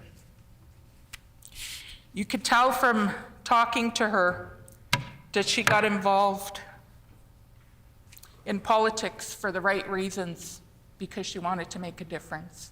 She wanted to make sure that the things that she had gone through, no other person would have to go through. And she brought that fierce voice here. Danielle was never ambitious for any kind of personal gain through politics. She became an MLA for one reason, and that was to make a positive difference and to inspire others from the north to actually come and be a politician and know that they could make a difference and that they could also do it. She cared so much about affordable childcare. She knew how hard it was for her mom to raise her and her brother. And she knew that parents deserve the support and the resources that they needed to get their kids into daycare. Danielle was strongly motivated by the thought of children and families in need of support that wasn't there for them, but could be created. And she certainly was fighting for that each and every day that she was in here. She was passionate about building up and improving our emergency shelter system. Danielle knew how important it was, no matter who or where a person is from or what their circumstances are, they should have a barrier-free, safe place to live. She also knew how important it was that vulnerable people could access the shelter system, that they have detailed and comprehensive support so that they too could find permanent housing once leaving the shelter system. As a vocal and unapologetic feminist, Danielle felt just as strongly about fighting on behalf of other women and gender diverse people. against the violence and injustice they so often faced. The harder points in her life led her to be an advocate for others, and she used her position and her voice to speak for those who could not. Danielle felt so strongly about these things because she experienced real hardship in her life. She was raised by a single mother and relied on the shelter system at one point in her own life. She was humble, intelligent, hardworking, fierce. She started her working life at McDonald's and the Burntwood Hotel in Thompson. All of this provided such a powerful variety of perspective and foundational life experience that made her such an exceptional MLA. And truly an advocate and leader for her constituency that was so needed. To me, Danielle was a respected colleague, a powerful ally. She was fighting for those who didn't have a voice, and she was a dear friend. She and I shared a pride in where we came from. We also shared many similar experiences and challenges in our life. That's a great part of why we became such fast friends. Our offices in the legislature were right across each other, and often she would come into my office and go over questions with me or ask me to read her speeches. I too never knew she had a learning disability because she was such a natural. And coming from, the political world, I remember being on executive with her and just how, passionate she was for politics and always asking the hard questions and never being afraid to ask them and to push for better for all people in Manitoba. She will leave a legacy in this place, and I'm better to have been a friend, to been her friend. To Danielle's family who are here today with us, I offer you my deepest and my condolences. I also promise you that I will carry on her advocacy and bring that strong voice and continue to work for what Danielle stood for and standing up for those who couldn't. I want to say rest in power to Danielle till we meet again, miigwech, and thank you so much to her family for sharing her with us. Such a great, sacrifice in politics and being away from your family. So we thank you for sharing Danielle with us, and she'll always be in our hearts, and she'll have a legacy here. Miigwech. The Honourable Member for Notre Dame.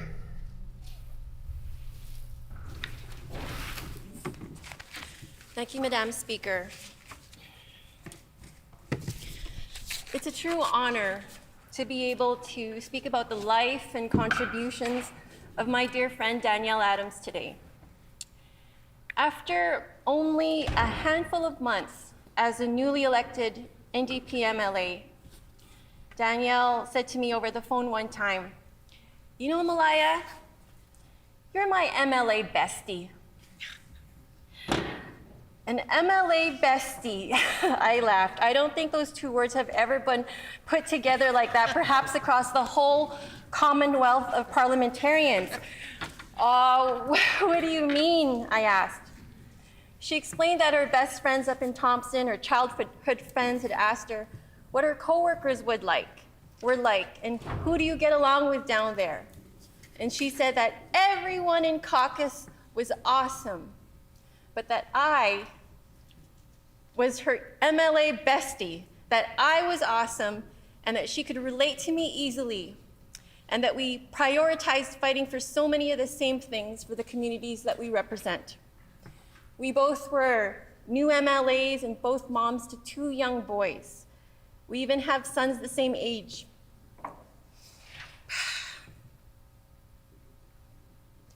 Her youngest and my oldest, and that both of them like Ninjago and all the things that little boys dream of and concern themselves with.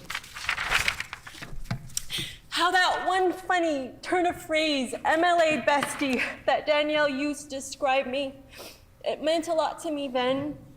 And since she's passed on, it's meant even more to me now. that one memory has caused me great comfort these past few months that I've been experiencing grief. And that openness with her feelings was one of the best things about Danielle. She let the folks that she loved and cared about know exactly how she felt about them and how and why she appreciated them. There was nothing left unsaid. Her heart was full to bursting with friendship, generosity, and concern for the welfare of others, whether it was a lifelong friend, her family, a new coworker like me, or a constituent or other community members that needed help with an issue. Danielle made time for you. She never made you feel rushed, and she would listen to what you had to say. She had a way about her that made folks feel cared for because she was never in a hurry and took all the time you needed to listen. Losing Danielle this way has hit our NDP family hard. You see, Danielle has been an active part of the NDP for most of her life. Danielle had many roles in the party. She was a mainstay at NDP Provincial Council for years, on Executive Council, and she was heading a working group looking into barriers for women and gender non-conforming folks running for office. And she served on the party's finance committee. Long before she was an MLA, long before she was a constituency assistant for 10 years for the federal riding of Churchill-Kiwatanuk-Aski, she was an NDP campaign volunteer since she was 15 years old. Longtime Thompson NDP activist Blair Hudson said that he never knew of a more committed teenager for the party. She could always be counted on to work elections, from office work, photocopying, stapling, to delivering flyers, and then eventually canvassing. For a long time, Danielle worked as a waitress at the Burntwood Hotel in Thompson. This was hard work. She was on her feet all day and all night, but she never missed on working on elections and was considered a lucky charm to campaigns because her candidate would always win. Blair Hudson recalled the pure joy and happiness that Danielle felt every time her candidate would win. That all the work that she did for the NDP was never for her own glory. It was always for the bigger picture goals. Blair Hudson would go on to eventually be Danielle's 2019 election campaign manager. What she was most proud of during the nomination and campaign was that she made it out to every outlying community in the Thompson constituency multiple times, save for one. Nelson House, Anishinaabe, Split Lake, Tatasqueyak, York Landing, Gillam, Waboden, Fox Lake, War Lake, Churchill, Thicket Portage, Pikwatune. This was a difficult feat. There had been no NDP presence here for 4 years, and she had to reestablish those ties. These communities are not easy to get to. Depending on the community, Danielle had to travel by boat, by ferry, or by rail. For many years as a federal MP assistant, she was known as the face of the federal NDP because there were many meetings and speeches in many communities that she had to represent MP Ashton. But since Danielle's own election, over the 2 years, despite the limitations brought on by the pandemic, Danielle really grew into that job and was a fierce representative and advocate for her communities. Her immediate constituency priorities were to establish and strengthen ties to outlying communities and fight for paved roads and weather roads. All who knew her knows of her passion and expertise on the subject matter of accessible, affordable, and quality nonprofit childcare. She was so committed to childcare for her community that one time Danielle volunteered to serve as surety to the bank for a loan that the local childcare center needed.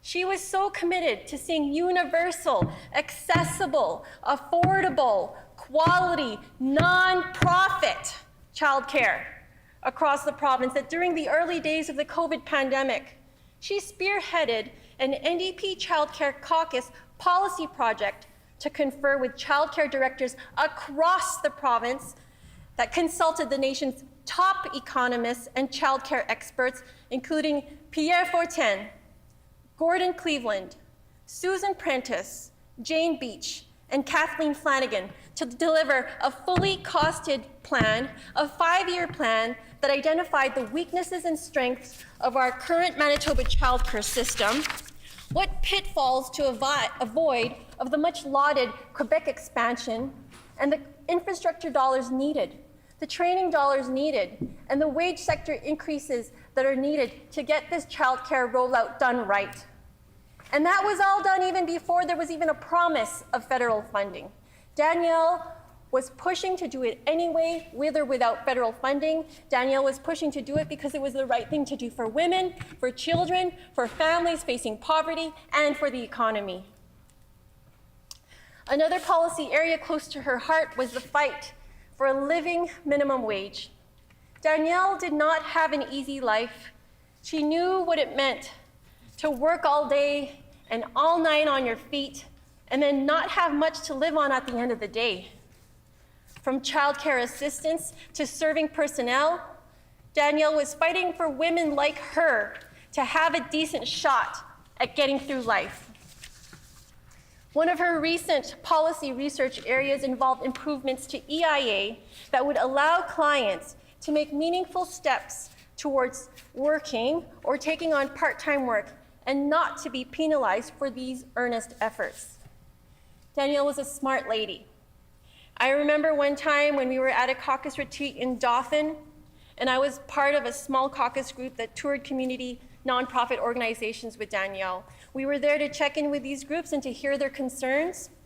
And over the next 2 days, we visited the Dauphin Adult Learning Center staff. We met with intimate partner violence counselors, child care directors, housing shelter coordinators. Danielle listened to all their questions and grievances, and one by one, she had responses and suggestions that these folks sincerely appreciated. All the while, in comparison, I was just struggling to get up to speed to even try to understand their concerns. I remember one of the adult educators said, this is the first time that they'd actually ever learned something or heard something they could actually use from a visiting politician. Now that was Danielle. Whip smart, experienced, realistic, and a real people person.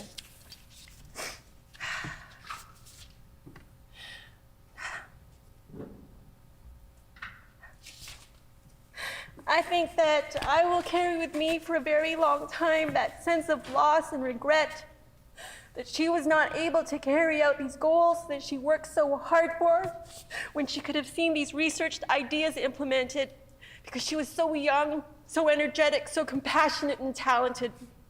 But that regret and loss that I carry is but a pale shadow of grief that I know that you carry, that Danielle's family carries. To Danielle's family, I feel like I know you because of how much she spoke of you and because of how much she integrated her family life with her work life. I've lost count of how many times that during Zoom meetings with the nation's top economists, Danielle would abruptly interject, "No, Joe, you cannot have another frozen yogurt tube. You've already had 3 and it's not even lunchtime." I was like, what is a frozen yogurt tube? Or how she'd check her calendar for an availability for our next meeting, but that she would have to work around Nick's band performance or Nick's orthodontist appointments, and how she'd always tell me all the stories about Nick's best friend. She would tell me that her mother-in-law, Pearl, was her savior, a goddess, a rock star, the best mother-in-law in the history of all mother-in-laws. Pearl, if you're listening on TV, she told me how selfless you are, how smart and loving you are, how you would kill her if she ever included you in the MLA annual family photo, how well you take care of Nick and Joe, how there was no way on God's green earth that she could have ever done this job and left the kids for weeks at a time without you. She shared with me stories about her dad, Don, how it wasn't always this way, but that all is well now, and that she trusted you with her sons and looked forward to those visits. She told me stories of her brother Tim growing up in Thompson and about your work life in Alberta. One of the very last conversations we had was about Bill and how grateful she was to be in such a loving and healthy relationship with you. And Jody, Danielle's mom, you were like a touchstone for her. She adored you, and the easy relationship that you had was one of the best things in her life. She relied on your judgment and on your support. She looked up to you and was so proud of the path that your life took. You were the single biggest role model in her life. She watched and learned how you overcame adversity and how you gave back to the community. She told us all once in a caucus meeting that watching and learning from you, how you overcame adversity to then get educated, get a law degree, and give back to the community, was the single biggest inspiration to her to help others who are down, because she knows that with a little bit of support, these same folks can also overcome serious obstacles and give back to the community that once helped them. There, I told you, even though I've never met you, I feel like I've known you because I've seen you through Danielle's eyes. I am very sorry for your irreplaceable loss, for our irreplaceable loss. But she didn't leave us with nothing. She left us with wonderful, loving memories because of how she made us feel so appreciated while she was here. For me and for the rest of the caucus, she left us with a veritable, very important to-do list and priorities. And most importantly, she taught us how to see these issues and priorities through a Northerner's eyes. The very first few times I had met her, I saw her in caucus meetings when we first got elected, and she had this way of interjecting and making space in a friendly way with her elbows, without any kind of background explanation. She would just launch into these names of these northern communities and northern personalities in whatever discussion we were having. Communities I had never heard of due to my ongoing, untreated perimeteritis. Danielle would bring up every time. Names like Colleen and Helga would come up in conversation, and later I learned that Colleen was the Thompson mayor, Colleen Smook, and that Helga was Helga Bryant, the chief executive officer of the Northern Health Authority region. In government or in opposition, when we see that there's a crisis in healthcare staffing and soaring intimate partner violence rates and housing shortages and insufficient mental health supports, adult illiteracy, you name it, you can bet your bottom dollar that these shortages and crises are far more entrenched and far more pronounced in the north, in rural and remote areas that don't hardly get any attention. Danielle taught me to look to these regions first and not last, or worse, not at all, when planning stakeholder meetings and crafting solutions for these pressing issues. Danielle taught me to appreciate the differences in the North and to account for those differences. And of course, with the way that she died, I read that as an indictment itself on the neglect that northern, rural, and remote areas have faced for a long time when it comes to health care, emergency supports, infrastructure, and infrastructure maintenance, among other things. And if our caucus has been quiet up to date on these issues, it's been out of grief, and not because we don't plan on doing anything about it. We will not be able to turn our eyes away from it now or ever again. For the stories and information I've shared today about Danielle, I'd like to thank Tim Johnson, NDP Party Secretary Angela Reeves, NDP Director of Legislative Affairs, and Blair Hudson, longtime Thompson NDP activist and union representative, for taking the time to discuss Danielle's contributions with me to the NDP, to our caucus's legislative agenda, and Thompson constituency priorities. Thank you to Danielle's family for coming all the way to share this special day, remembering this irreplaceable friend of ours. And thank you to Madam Speaker and to your office for making these very important travel arrangements to ensure that Daniel's family can travel safely. Thank you. The honourable member for River Heights. Madam Speaker, a wave of shock and disbelief swept over me when I heard of Danielle's death. It was tragic. On Highway 6 between Thompson and Grand Rapids. It was a stretch of highway that I have traveled on many, many times. Often twice a year going up to Thompson when I was the leader of the Liberal Party. She died far too young, leaving behind her husband Bill and two boys, Nick and Joe, and many, many other family and friends. Though we were not in the same party, I admired and respected Danielle. She spoke with passion on early learning and childcare, on poverty, on behalf of those with disabilities, and on housing issues. These are issues with which I have personally been deeply concerned with during the period I've been elected, both as a member of Parliament and as a member of this legislature. They are issues to which we need better answers than we have achieved to date. Danielle is owed recognition for standing for those in need in Manitoba, and particularly for those who live in the North. I didn't know until today that Danielle had a learning disability.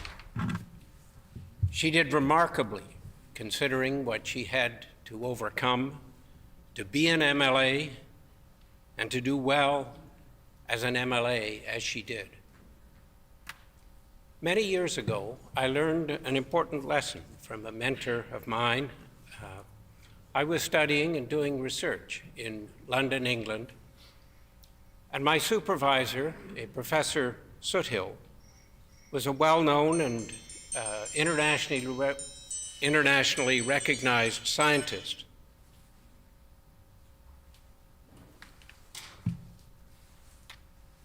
He had dyslexia, a learning disability.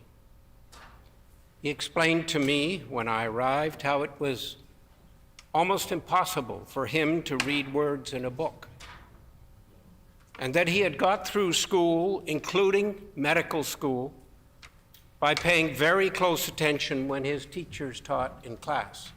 That was essentially the only way he could learn. He could never read quickly enough. It was onerous, laborious, and very, very slow when he read. He couldn't read quickly enough to keep up.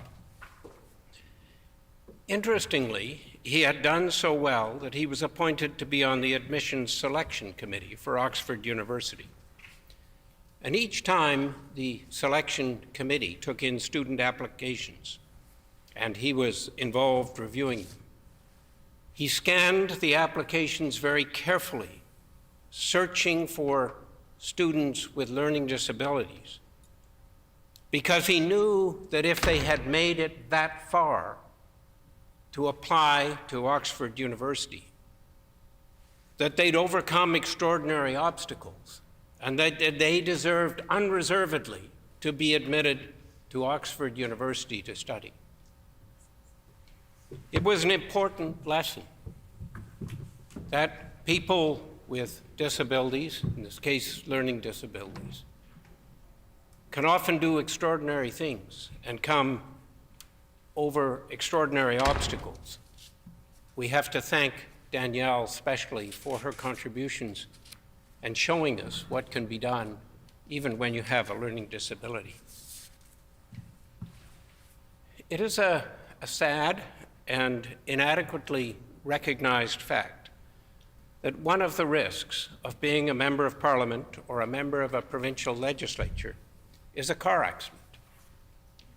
As elected individuals, we tend to travel a lot to reach and meet with people all over the province. For those who represent rural and remote areas, the risks are greater, for the time spent traveling is substantial. When I was a member of Parliament, within the first year that I was there, in 1994, Gaston Pelican, a member of Parliament for Brome-Missisquoi, died in a car accident traveling between Ottawa and his constituency.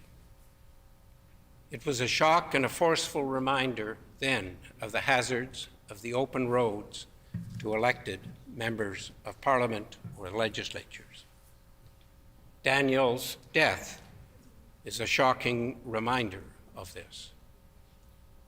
Since the 1990s, the hours were in the legislature have improved, but the weather is no better and many of the roads are no less dangerous.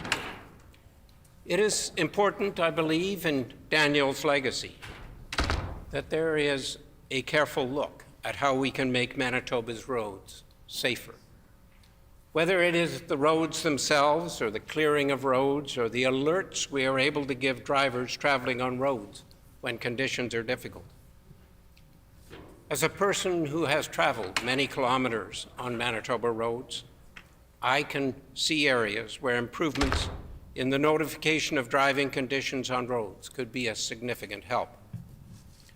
On a recent visit to Onano, Brandon, and Killarney, for example, there was much that was good on the provincial website, but I think it could be improved. Perhaps we can find a change or an improvement that could possibly prevent the death of people like Danielle in the future. We need to do this. Perhaps, even as another example, the recent multi-vehicle accident on Highway 1 west of Brandon, involving as many as 25 large trucks and cars, could have been prevented. We were in Brandon the day before. The highway was extremely slick and icy after a freezing rain, and it left a layer of ice on the road. I hope that all of us as MLAs can put an effort into making our roads safer. It would be good not only to save lives, to save the damage and destruction of vehicles, and interestingly, to reduce the costs of vehicle insurance. Let us work together to do this in the memory of Danielle. I offer condolences to family and friends from myself and my wife, Naomi, and to the members of the NDP caucus who have suffered the tragic loss of a close friend. Together in the chamber, we have lost someone very special, and we will always remember this loss. Thank you for the opportunity to speak and say a few words. Merci, miigwech. The Honourable Official Opposition House Leader. Miigwech, Madam Speaker. I'm seeking leave of the House not to recess until all the condolence motions are completed for our colleague Danielle Adams.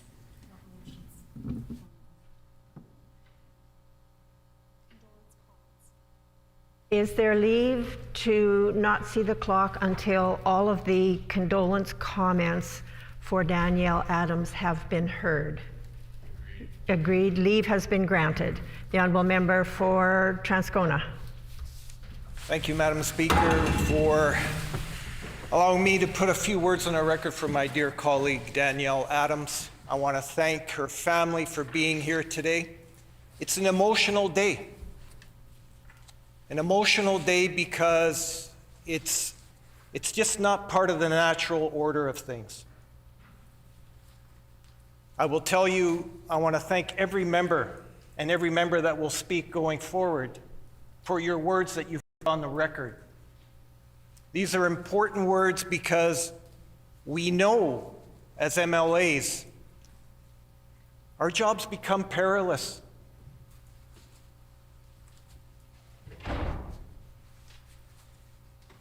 I remember the first time I came back to the House, Madam Speaker, I ran into the member for Spruce Woods. We were both speechless. Didn't say very much to each other.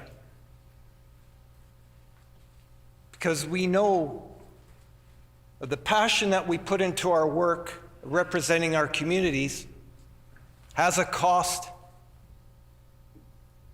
And I can tell you, each and every person in this chamber knows that that cost is family time.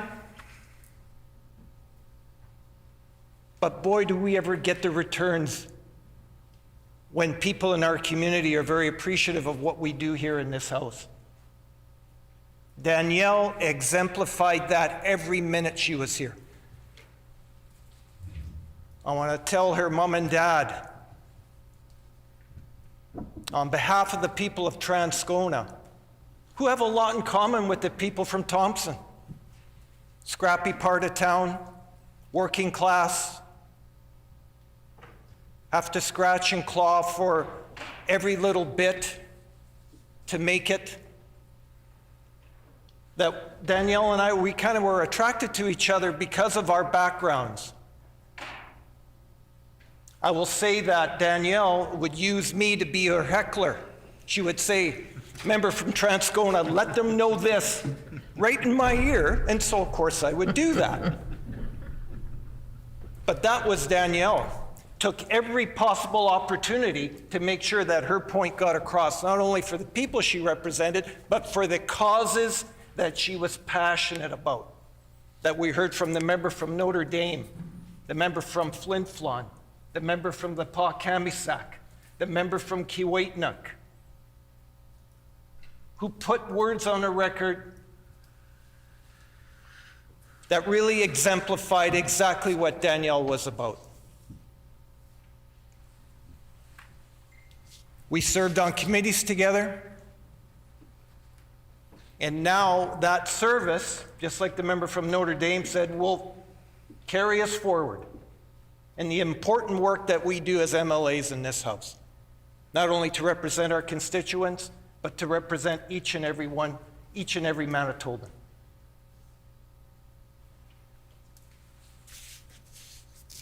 As I wrap up my comments,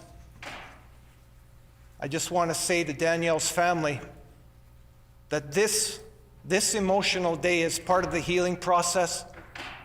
It is my sincere hope that we've added to your healing process.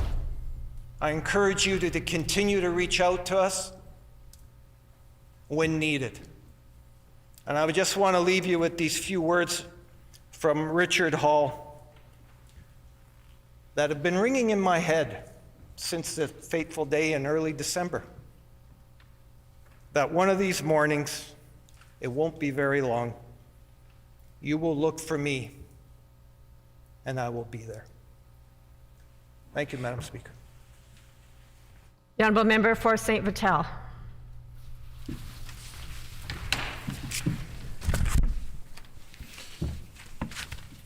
Well, Danielle, we miss you. I miss you. You're a friend to me. You're a friend to all of my colleagues in caucus, a friend to this legislature. And I miss you. We all miss you. We miss you as part of our team. We miss your advocacy. And I know your family misses you even more than any of us. One of the things that really gets to me about the tragic loss of Danielle, my friend, is that my oldest and Danielle's youngest are the same age. They're both in grade 1. And for me to think about that, think about how I go home to my kids every night, and to think about that loss for Danielle and her family is almost too much to bear. And so my heartfelt condolences on behalf of myself, my family, my caucus, goes out to you, family. My love, the same love that Danielle would bring home every night to you, I'm now giving to you on behalf of myself, my family, my caucus. But what I want to talk about is my friend Danielle. Danielle that I got to know before either of us were elected, when we spent time volunteering with the party, with the NDP. And as we were in meetings, working together, side by side, I got to understand some qualities of Danielle that I'd like to share. First, I'd like to talk about Danielle's curiosity and her optimism with dealing with situations. I cannot count the number of times that I heard Danielle say, well, can we try this? Or can we try that? Maybe this would work for us in the North. It could be different than you guys in Winnipeg. And that curiosity, that optimism, is something that was a quality that Danielle carried on in every aspect of her life, in every aspect that she was working on. And I was so fond of hearing about that curiosity, hearing about that optimism that she brought to every situation. And that curiosity, that optimism is what fed into her and allowed her to be such a passionate advocate for her community. There wasn't a day or a meeting that would go by without Danielle bringing up, how does this affect the North? How does this affect and help the people of Thompson? How does this help to make their lives better, the people that she represented? And that not only showed that she went into this business of becoming a politician and becoming an MLA, not for herself, but for her community, for her family, for her neighborhood, for Thompson, and for the North. And I am so proud and consider myself lucky to have worked with a person like Danielle, who could always find ways to put herself last and her community and her constituents first.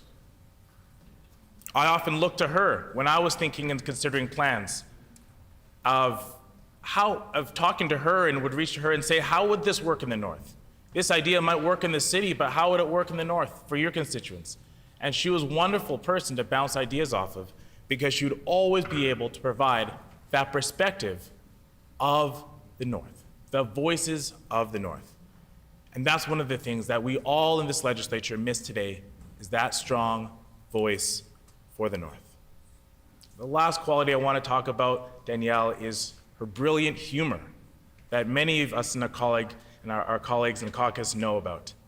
Whether it's us in the chamber here and Danielle making a crack about some science fiction book or a quote from a fantasy movie or novel that she had read, whether it was making some reference to Hitchhiker's Guide to the Galaxy or Harry Potter or something else, Danielle always found a way, no matter what situation it was, or tense conversation or debate, to find a narrow little window there to lighten the mood, to add some humor into the situation. Whether it was a heated debate in the legislature here and she would just lean over, make a little crack that would just kind of put a smile on your face.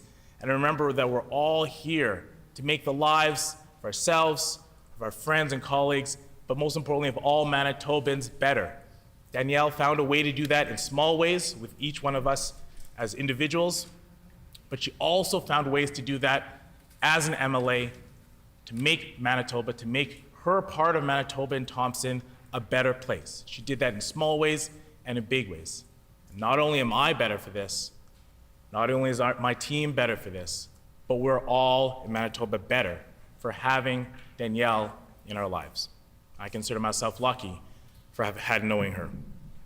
And I'll just finish by saying that that unbridled optimism and curiosity that Danielle had, that humor that she brought into situations, and that advocacy, that passionate advocacy that she had for her community are not gone with Danielle. All of us here today who are hearing this, who are witnesses to this, who are witness to her life and everything that she brought to it, and all of you, her family and friends, are now carrying this with us in our lives ahead. And we don't carry this with us just in our memory. We also carry this through our action. And our caucus is committed to acting and being advocates the same way Danielle was for her community, for the North, and for the people of Manitoba. We will carry this with us in our hearts, in our memories, and we will carry this forward in our action. Thank you so much to the family of Danielle for sharing her in her life with all of us. The Honourable Member for Concordia. Thank you very much, Madam Speaker. I'd like to offer my condolences to the family. I want to thank you for making the difficult journey to come here today to join us.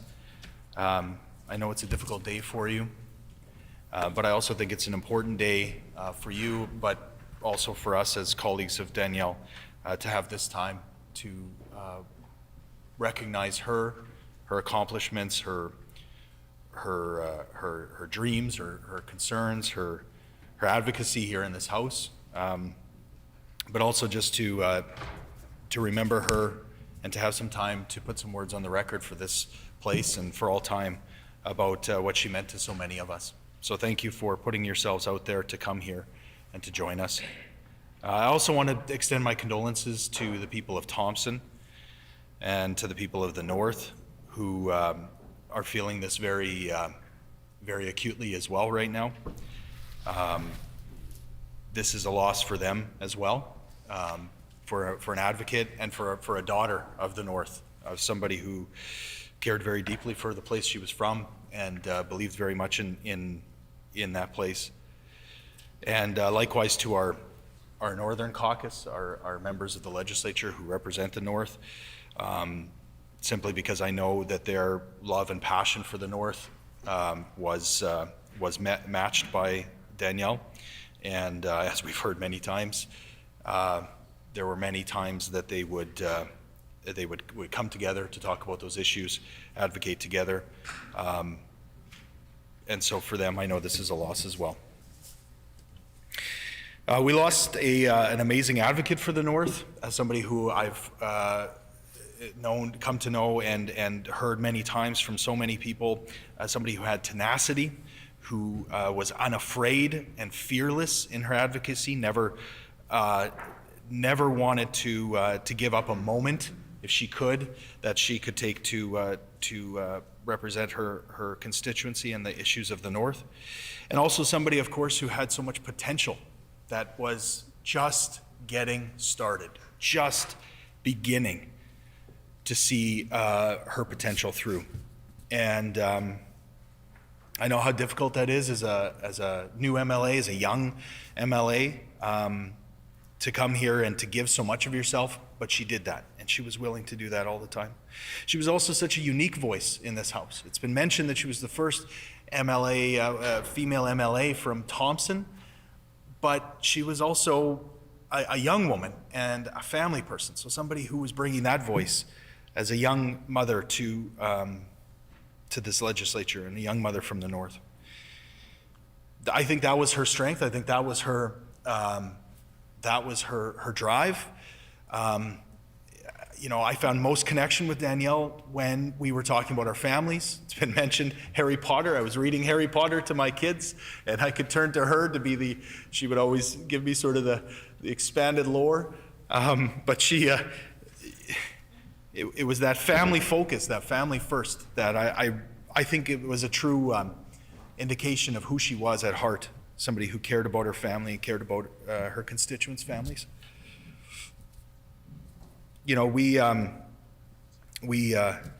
She spent so much time talking about the stories of the people of the North and advocating for them, and so now we can tell her story, and we can use her story to advocate for the North. And I just spent some time up in Thompson. I drove those roads. I spent some time with the people who knew her, and amazing, salt of the earth people. That's who Danielle was, a salt of the earth person. And we want to continue to advocate for her. So I just want to thank the family for taking this journey with us today. As I said, I know how difficult it can be, or I can only imagine, I should say, how difficult it is. But I think it's important that all of us have this opportunity. So thank you for being here. Thank you for sharing Danielle with us. And we will continue her legacy in this place as we go forward. Thank you, Madam Speaker. The Honourable Member for Burrows. Thank you, Madam Speaker. We are gathered here today to pay tribute to our colleague, Danielle Adams. Danielle Adams was a hardworking, sincere, honest, daring, bold, energetic person with values and vision. She always stood strong for her constituents and everything they deserve. She left us physically and left a void that can never be filled. However, she also left so many thoughts and dreams to make Manitoba better. It's our moral duty to make those dreams come true. Even today, I can hear her voice and energy on display during the question period in this chamber, and I'm sure you all can. I feel her here right now, not physically, but spiritually, motivating all of us to do our job to the full potential. I have witnessed her looking at issues and opportunities with her northern lens. She was passionate to make northern Manitobans' lives better. I remember she wanted me to visit Thompson to meet her constituents of East Indian origin along with her so she can understand their issues. Danielle was one of a few fortunate people who get an opportunity to serve Manitobans in this legislature. Danielle was a common Manitoban who started her career as a team member at McDonald's in Thompson. She walked through a few other jobs, including constituency assistant to MP Nikki Ashton. That's where she got a chance to understand socio-political needs of the people she worked with.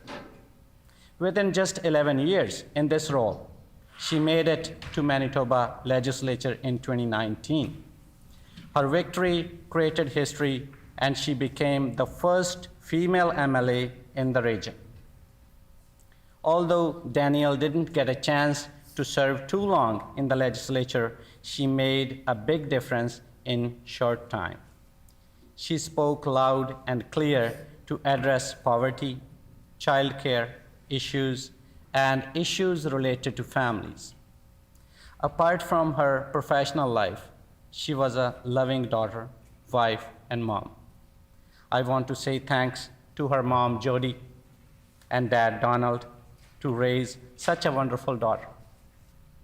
Family and friends, Tim, Bill, Nick, and Joe, you were blessed to have her for all those years before she left for her heavenly abode. I feel your pain. My thoughts and prayers are with you. Please accept my deepest condolences. Danielle will live in our thoughts forever. R.I.P. Sister Danielle. Thank you, Madam Speaker. The Honourable Member for Wolseley. Thank you, Madam Speaker. Danielle Lynn Adams was born on September 24th, 1983, and died far too young on December 9th, 2021. She celebrated her 38th birthday with us at a caucus retreat in Brandon. I have a photo of Danielle grinning ear to ear that afternoon when we surprised her with a bright orange, NDP orange, birthday cake. And that smile is how I will always remember her. It is my honor to speak about her today as part of this day of condolence motions. Danielle was elected as the Thompson MLA on September 10th, 2019, making history, as we've heard, as the first female MLA elected in the region. She was sworn in on September 27th, 2019.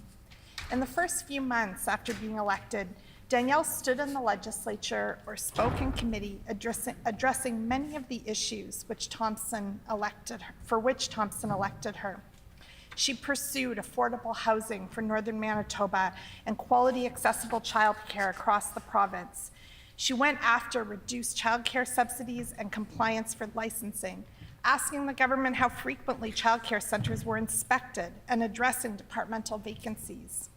She addressed issues for people with disabilities, particularly the increases in abuse and cases of abuse and neglect. She spoke about the impact on Northern residents when the dialysis machine was removed from Flin Flon and highlighted additional healthcare needs in Northern Manitoba, including physician recruitment. She asked for an inquiry into the death of a Northern resident who had to wait 12 hours for life flight, and she expressed concern that privatizing of services had cost someone's life. This is just a glimpse into the work Danielle did here in the legislature on behalf of her constituency and all Manitobans during our very short first session immediately after she was sworn in. When we returned for the start of the second session of the 42nd legislature, Danielle made her first speech in response to the throne speech. On that day, November 26, 2019, Danielle started her speech with land acknowledgements, both of Treaty 1 territory, where the legislature is located, and Treaty 5 territory, where she lived and served. She came in here and she recognized the traditional land of the Nisichiwasik Cree Nation, Tatasquiac Cree Nation, War Lake Cree Nation, Fox Lake Cree Nation, and York Factory Cree Nation. She also thanked all of the people from Churchill, Fox Lake, Gillam, Pigwicktone, War Lake, Ilford, York Landing, Split Lake, Nelson House, Thompson, Wabodin, and Thicket Portage, who sent her here to represent them. She thanked her election team and her extended family and her husband, Bill, and her sons, Nick and Joe. And I remember she mentioned that Nicholas had traveled with her to Churchill by train during the campaign. And I remember that because I was listening to her speech and thinking how I could walk the circumference of my entire urban constituency in about 2.5 hours on an ambitious day. But I was wondering how many hours Danielle had to travel to ensure that she spent time meeting people and hearing their needs in every corner of her constituency. I loved that that was important to her and how seriously she took her responsibilities. I didn't know Danielle personally before we were elected together, but I do remember listening to her on that day and feeling like she was going to be an amazing MLA. Danielle shared with this House what it meant for her to grow up with a single mother who was motivated to upgrade her education to make a good life for Danielle and her brother. She also shared her observations and learnings from her mom about privilege and who had access to services. She explained how people sometimes helped her mom access programs and made sure she had the support she needed, but her mom noticed that not everyone got the same support. So she began to address those inequities in her own work and activism and made sure her children saw the world the way she had observed it. Danielle had a powerful role model in her mom and shared with us that she had been taught it was her duty to stand up for anyone not being treated fairly and to work for change. We all saw her live out that sense of duty with passion every day that she served as an MLA. Listening to Danielle's first speech, I remember being inspired and knowing that this was someone I was looking forward to knowing better. I'm going to read some of her words into the record again, taken from her speech that day. I am a proud socialist. I believe that governments need to be leaders. I believe that no one should be punished for being poor. I believe housing, food, healthcare, and education are human rights and should be treated as such. These seem like such simple and straightforward ideas, values of equity and human rights that everyone should be able to get behind. But sadly, that is not the case, and Danielle never ceased fighting for these values until the last day she served. When it came to the pandemic response, Danielle had no shortage of work as the official opposition critic for childcare, housing, disability, and poverty matters. Outside of healthcare, these were some of the most critical issues for Manitobans over the past 2 years. Danielle did her research, listened to constituents, consulted with colleagues and subject area experts. She advocated for childcare worker PPE, disability supports, public transit costs for EIA recipients, rapid testing for Northern teachers, and vaccine accessibility. During the third session of the 42nd legislature, Danielle frequently spoke about the gaps in Northern healthcare, including nurse vacancy rates, funding cuts to home care, and the need for safe consumption sites. I didn't get to know Danielle as much as I might have if the pandemic hadn't sent us all home, and there were much fewer opportunities to meet in person over the next many months with each other as a house team members. So if Danielle had to be out to take a call or speak to media, then she would check that I was in the house, even on Zoom, and vice versa. Our text exchanges mostly focused on scheduling needs and then filling each other in on important missed moments, along with a few opinionated observations of things that had happened when the other was out of the house, and quite a few little laughing emojis along the way. I so wish we had spent more time together in the same room, but I am grateful that we did hang out a lot at our caucus retreat last fall. Danielle made me laugh, and Amanda's talked about this today, but the rest of us are kicking back, relaxing after a long day of meetings. Danielle still just wanted to talk policy, identify which problems we needed to focus on next. And the only way I could get her to talk about anything besides how to change the world was to ask about her family or her latest board game obsession. And Danielle worked hard, but she had so much joy for living too. The last time I saw her was on a Zoom screen as she helped to plan our caucus holiday party. True to form, Danielle thought it would be super fun to bring a bunch of her board games down to the city for a full afternoon of game playing. And she was overruled by maybe one person on the committee, but we all shared a good laugh at her enthusiasm. And with more time, I am certain she would have recruited all of us into one of her favorite pastimes. In closing, I want to say to Danielle's family, thank you for sharing her with us. Nothing can make you feel better about her being gone, so I'm not going to try. But I do want you to know that even though I didn't know her as well as some of my colleagues did, even I knew that the most important part of her life was her time with Bill and Joe and Nick. I know she loved all of her family greatly, and that her ability to love so openly and honestly translated into genuine love for her constituency and love of the work of trying to make things better for people every single day. Her contributions to our team and to this province will be felt and missed for years to come. Thank you. The Honourable Member for St. James. I'm grateful to have an opportunity today to share some words in honor of our good friend and colleague, Danielle Adams. I still think about the day we learned about the tragic accident. We received a call. Bob let us know about what had happened. And I remember sitting in a parking lot and speaking with colleagues and talking about the news and going quite numb. Thinking about what her loss meant, not only for us as a caucus, but of course, more importantly, to her family and those that loved her. And it took a long time to have that numbness go away.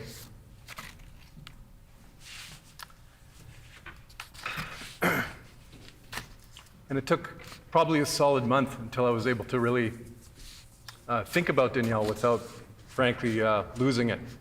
And that's because we developed a really close connection in our time together here in the Ledge. A lot's already been said today about Danielle, and I've been grateful to hear some amazing stories about her, a lot of stories I hadn't heard.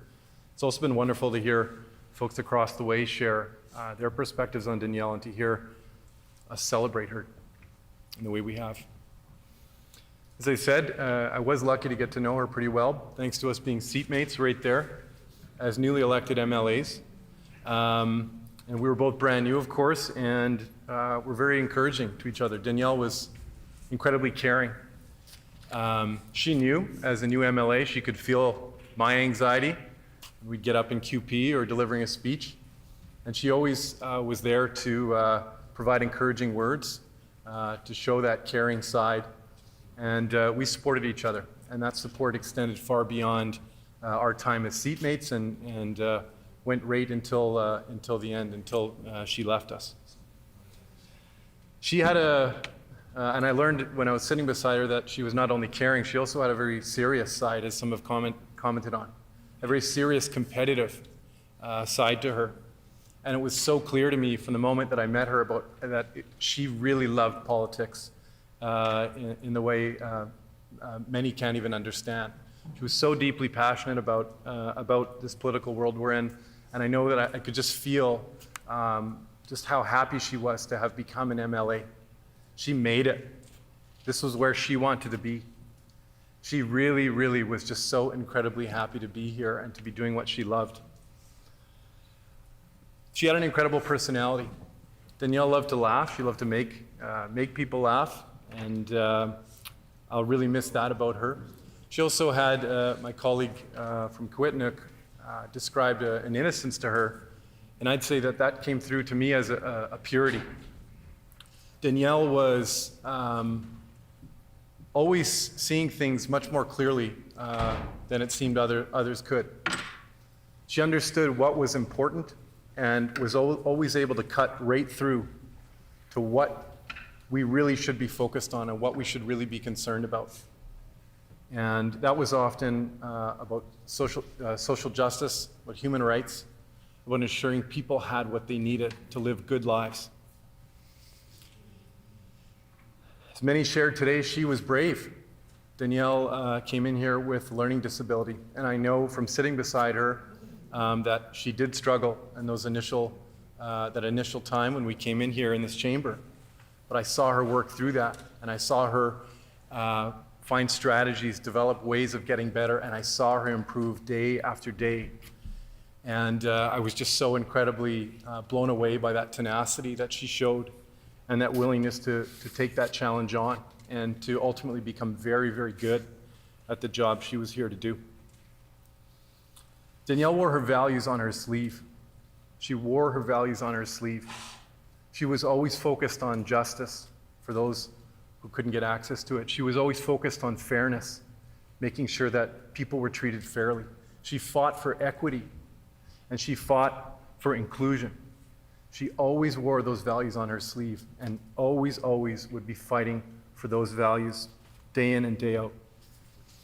And as many know here, Danielle cared very deeply about working families. And I think that stemmed from her own experiences as somebody who had faced the challenges that working families face. She understood those challenges and she cared in a way that many can't, because she understood those difficulties that working families face in this province. And that passion for working families came through in many ways. It not only came through here in QP and in debate, but it also came through in the policies she was focused on. Others have spoken a bit about her policy interests, but she took that very seriously. She spent an inordinate amount of time studying childcare policy. She was deeply interested in housing policy, in ensuring that Manitobans who couldn't afford to access the housing they need were able to access it, and understanding the policy instruments that we need to look at changing in order for that housing to be provided. She was also deeply interested in EIA reform, in identifying the problems that we currently have in our system, in identifying the barriers that are preventing people from being able to go on and lift themselves up. And she was very focused in thinking about how we can improve that system to better serve Manitobans. And of course, as I've mentioned, she was deeply invested in childcare policy work. I was very fortunate to be part of our childcare policy caucus with others on our team here. Danielle was our leader, and she really helped to lead us through an incredible process of digging into childcare policy and engaging experts and working ultimately to the development of policy that we can all be really proud of, that we can hopefully see realized at some point. I also want to mention that, relating to her advocacy for childcare, that when Danielle passed, we had a lot of relationships with people in our childcare sector here in Manitoba. And I heard from a wide number of childcare professionals in this province who reached out to say how devastated they were to have learned that they'd lost such a champion. They knew that Danielle cared in ways that many others hadn't. They knew that Danielle showed up here every single day to fight for their interests, to fight for a better childcare system in Manitoba. And she made them proud. And I think she reminded them of the best qualities that we can expect to see in MLAs and people that come into this building. Another big priority for Danielle, and this has been mentioned today already by others, was ensuring that she did everything possible to elevate the voices and perspectives of Indigenous people in this province. We know that she worked hard to develop relationships in the communities around Thompson, to connect with Indigenous people, and she was incredibly proud of those relationships. And I know that that work that she did, that she was incredibly proud of it, and that's something that she really focused on and really cared about. And most of all, when I think of Danielle, I think about her love for her family, for her kids. I heard a lot of stories about Nick and Joe and their successes and the dreams they had as a family. I heard about her plans to take her family to Disney World. She'd been saving up for that. Well, that was the goal of theirs that they'd hoped to achieve, and that she was finally able to deliver on that goal. The same with her house. She was just so incredibly proud to have been able to purchase her first house. Life was really just taking off for Danielle when she left us. And I can't imagine the grief that her family feels at her loss. I can't begin to imagine it. But her loss is all of our loss, and we stand with you in thinking of Danielle and remembering her. And we will continue to work in her name and make sure that the policies she cared about, that the things she cared about, continue to be a focus, and we'll continue to work in her honor and remember her here in this building. I thank you, Madam Speaker, and I would like to, before I finish, thank the family for all the sacrifices you made in sharing Danielle with us here in this building. Thank you very much. The Honourable Member for the Maples. Madam Speaker, I would like to add a few words to those that have already been spoken about late Danielle Adams, who I only met. She first became a member of this House. Danielle was born in Edmonton, Alberta on September 24th, 1983 to mom Jody Levy and father Donald Adams. She was also a big sister to her brother Tim Adams. In 2006, Danielle met the love of her life, Val Morris, and got married on August 4th, 2013. Danielle Adams was a loving wife, mother, daughter, and an incredible, strong voice for the North. When I said an incredible, it means it. Every time we in the caucus room, our Zoom meetings, she always said, what about the North? As so many other speakers have said, it may work in Winnipeg, but what about the North? So every single time, she was talking about the North. And also, the day before she passed away, we had a Zoom meeting, education Zoom meeting. Same thing, questions were, what about the North?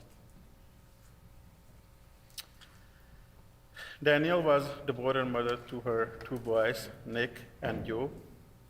Madam Speaker, thinking of Joe, parents were a little hesitant about getting COVID-19 vaccine for their kids. It was Danielle who got Joe vaccinated, and using her social media to encourage other parents to get their kids vaccinated so we can get out of this COVID-19 pandemic. Madam Speaker, I also remember, because she was sitting next to me, she asked her first question on October 2nd, 2019. She was particularly committed to advocating on behalf of the childcare sector and parents, pushing for childcare that was affordable, accessible, reliable across the province. So it wasn't just in the North, everywhere in Manitoba. Danielle called things like she saw them. She fought hard for parents and against increasing nursery fees, frozen funding for the center, for increased privatizations. She advocated for solutions to help get people out of poverty, such as calling for more social and affordable housing and better support for those on EIA. During the pandemic, Danielle fought for the North to have equitable access to vaccine and testing capacity, as well as paid sick leave to keep people safe. Danielle was a lifelong New Democrat who worked tirelessly for equal access to healthcare, education, and good jobs in Manitoba North's communities. Danielle was a supporter of many charities and organizations and served on many board of directors and committees, including the Thompson Children's World Daycare, Thompson Ski Club, and Thompson Labor Committee. Her time served on Thompson Children's World Daycare helped inform her commitment to advocating on behalf of early childcare education, parents, and family in the legislature. Anyone that knew Danielle understood what a huge heart she had and how quick she was able to join in a cause. Danielle was the first one to show up to support her family and friends in their times of need and celebration. I want to pass on my deepest condolences to her husband, her entire family, and the people of Thompson. Danielle, my friend, someday, somewhere, we will meet again. Thank you. The Honourable Member for Union Station.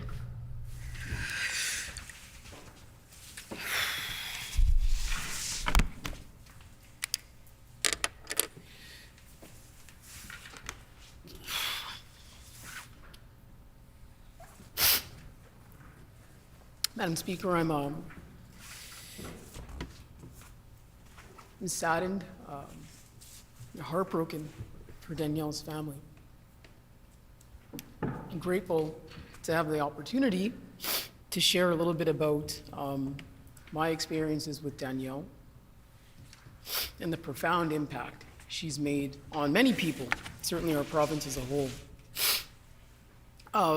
Science tells us, and there are varying opinions on this, that within the first moment of meeting a person, 1/10 of a second, 2 to 3 seconds, 30 seconds, 60 seconds, within the first moment of meeting a person, you get a sense for who they are. You know pretty much right away the kind of person they are if you're going to get along. I knew upon meeting Danielle immediately that she was a good person, a kind person, an integral person that never wavered thereafter. And the reality of it is that had it not been for politics, we were both elected, newly elected at the same time, like many of my colleagues, I probably never would have met or known Danielle. And life is funny, so maybe our paths would have crossed, but really and truly, had it not been for politics, we likely never would have been able to become friends. And I'm very grateful that we were able to become friends. For all of the ways that Danielle and I were different, we had many things in common, lots of similarities. Our birthdays are 1 year and 1 day apart. Our first jobs were both at McDonald's. Shout out to Mickey D's, it's a good first job. And we both have an immense pride and respect and adoration for the strong mothers who raised us and rooted us in values around community and public service and standing up in the face of injustice. Danielle had this incredible ability to see people. This place can make you feel as though you've got to walk through the halls and in this chamber with armor. It can make you feel at times as though you've got to really protect yourself. And the thing that I absolutely appreciated about Danielle was that when she looked at you, when she looked at people in general, she saw them. And she gave you the space to just be. And that, to me, is where the best of us comes from, and how we're most able to shine and impact our communities and impact the world and make a difference from a place of our values. It's when we are given permission to just be. Danielle gave that to people. She was intense. Intense. In her humor, in her kindness, in her commitment to accountability. She was an accountable person. That was a value very important to her. And she pursued that tirelessly from those who were in positions to affect the lives of others. I remember recently in estimates, I was following Danielle. I was coming later. And I had been thinking for days, what's my strategy going to be going into estimates? Like, how am I going to approach this? I really am hoping maybe one time I'll get answers finally asking these questions. And I'm thinking about like how I have to strategize and my tone and everything else. And I went into estimates virtually, and Danielle is just straight up, what are you gonna do about children in the North? What about this? Not mincing words, demanding accountability. That was what she did. And immediately I was just at ease, anxiety gone. Like, that's the reminder that we all need, right? To be unapologetic about demanding accountability, raising the standards for people who affect people's lives. Danielle encouraged all of us to raise the bar. Her bar was incredibly high.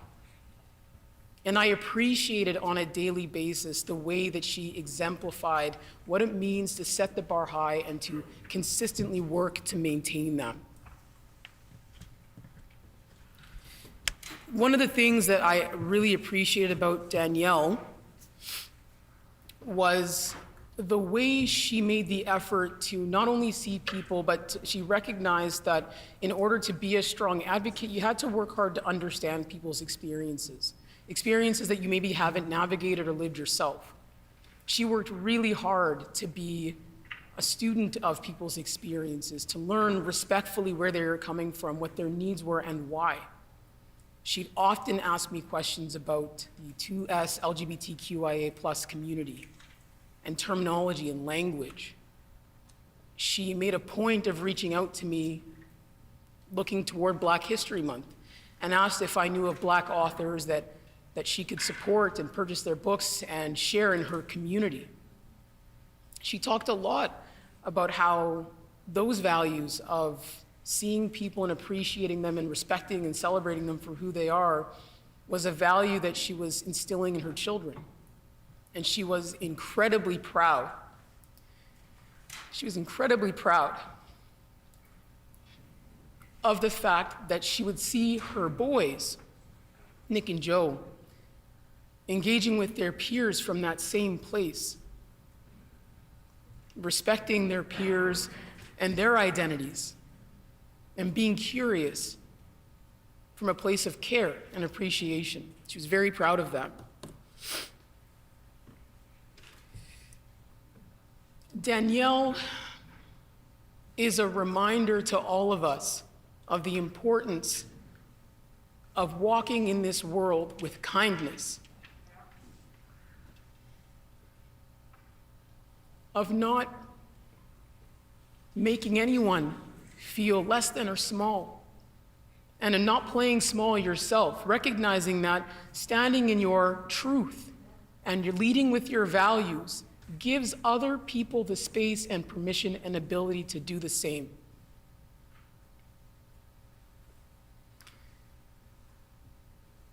I am incredibly sorry for your loss. I am grateful that we've had the opportunity to work alongside Danielle and learn the lessons that she shared with us by just being Danielle. My condolences to Nick, Joe, Bill, Jody, the entire family.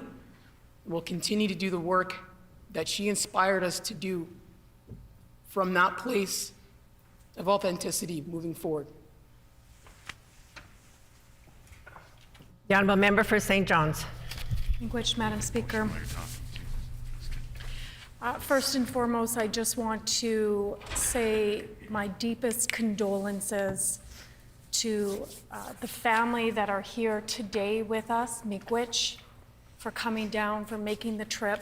We are all honored that you're here today with us, and to hear our words that we're putting on the record in respect of your beloved Danielle. Our colleagues have said so many beautiful words and tributes of your beloved Danielle, all of them true, all of them 100% accurate, and all of them the experiences that each and every one of us in this caucus had the opportunity to experience. And as my colleagues have said, we are all better just for knowing and working with Danielle. I don't need to get up in this chamber and tell you how kind and generous and caring and funny and loving Danielle was.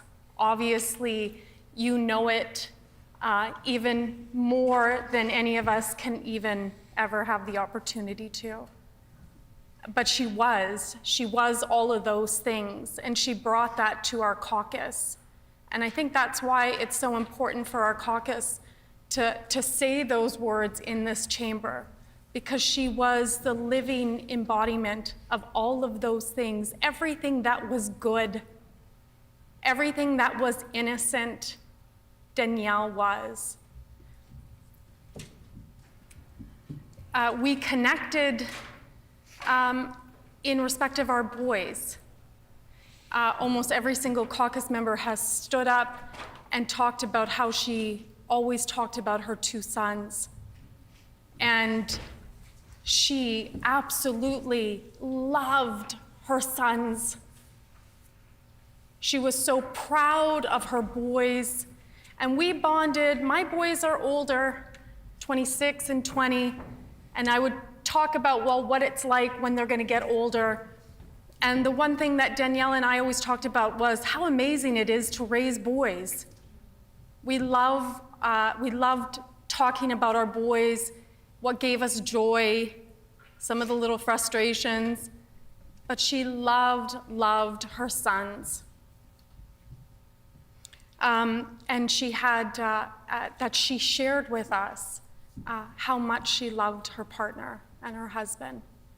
And I remember she shared with me when she was recently or newly elected how her and Bill were never apart. And I thought that was really beautiful, how she loved being in a marriage and in a partnership with you, Bill. And we're so blessed to hear those stories. We're so blessed that she felt that she could trust us enough to share that love and that caring that she had for her family. It's been mentioned a couple of times that Danielle was a true ally of Indigenous people. There are folks who will often say that they support Indigenous people or they support Black people, and yet when it comes down to those moments when non-Indigenous or non-Black people should stand up, where they should stand up for Indigenous people and Black people, often they're not there to be found. But Danielle was. Danielle lived it every day in her work, when she went into the communities that many of my colleagues have spoken about. And she lived it in this chamber. She would often speak out in respect of anti-Indigenous racism or anti-Black racism. As my colleague for Union Station, this place often makes you wear armor, and this place can be a tough place to work. And she never hesitated to reach out to me personally. I have your back. Are you okay? I love you. Those are moments that I will always cherish. My last time that I saw Danielle, your mom, your wife, I was raising donations for menstrual products and hygiene products. And I know that Danielle didn't have a lot.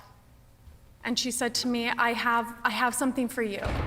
And she gave me $40 cash to be able to contribute to that donation drive that we were doing in St. John's. And that's just how generous she was. And so, again, my deepest condolences.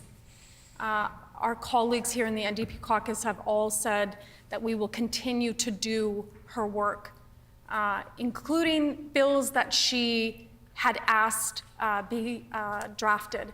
We will continue to put forward those bills and that work on her behalf. My deepest condolences to Jody and to all the family. You are so loved and you are in our thoughts always. And then just a brief miigwech to each and every member in the chamber here today, including my colleague, the government House Leader, and to the Speaker, and to the Liberal House Leader as well. There's been an enormous amount of outpouring of love and cooperation to allow today to happen. So I say miigwech to each and every one of you. Miigwech. Is it the pleasure of the House to adopt the motion? Would the honourable members please rise and remain standing to indicate their support for the motion?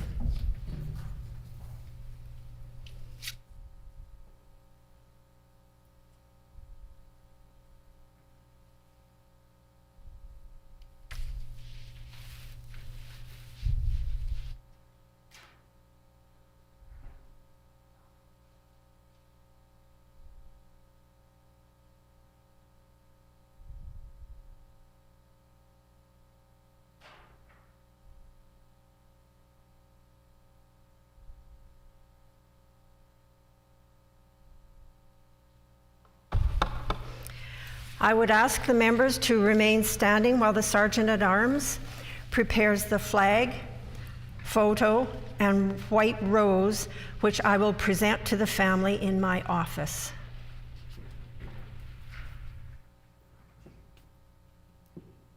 The bouquet honoring our colleague will remain on her desk for the rest of this week.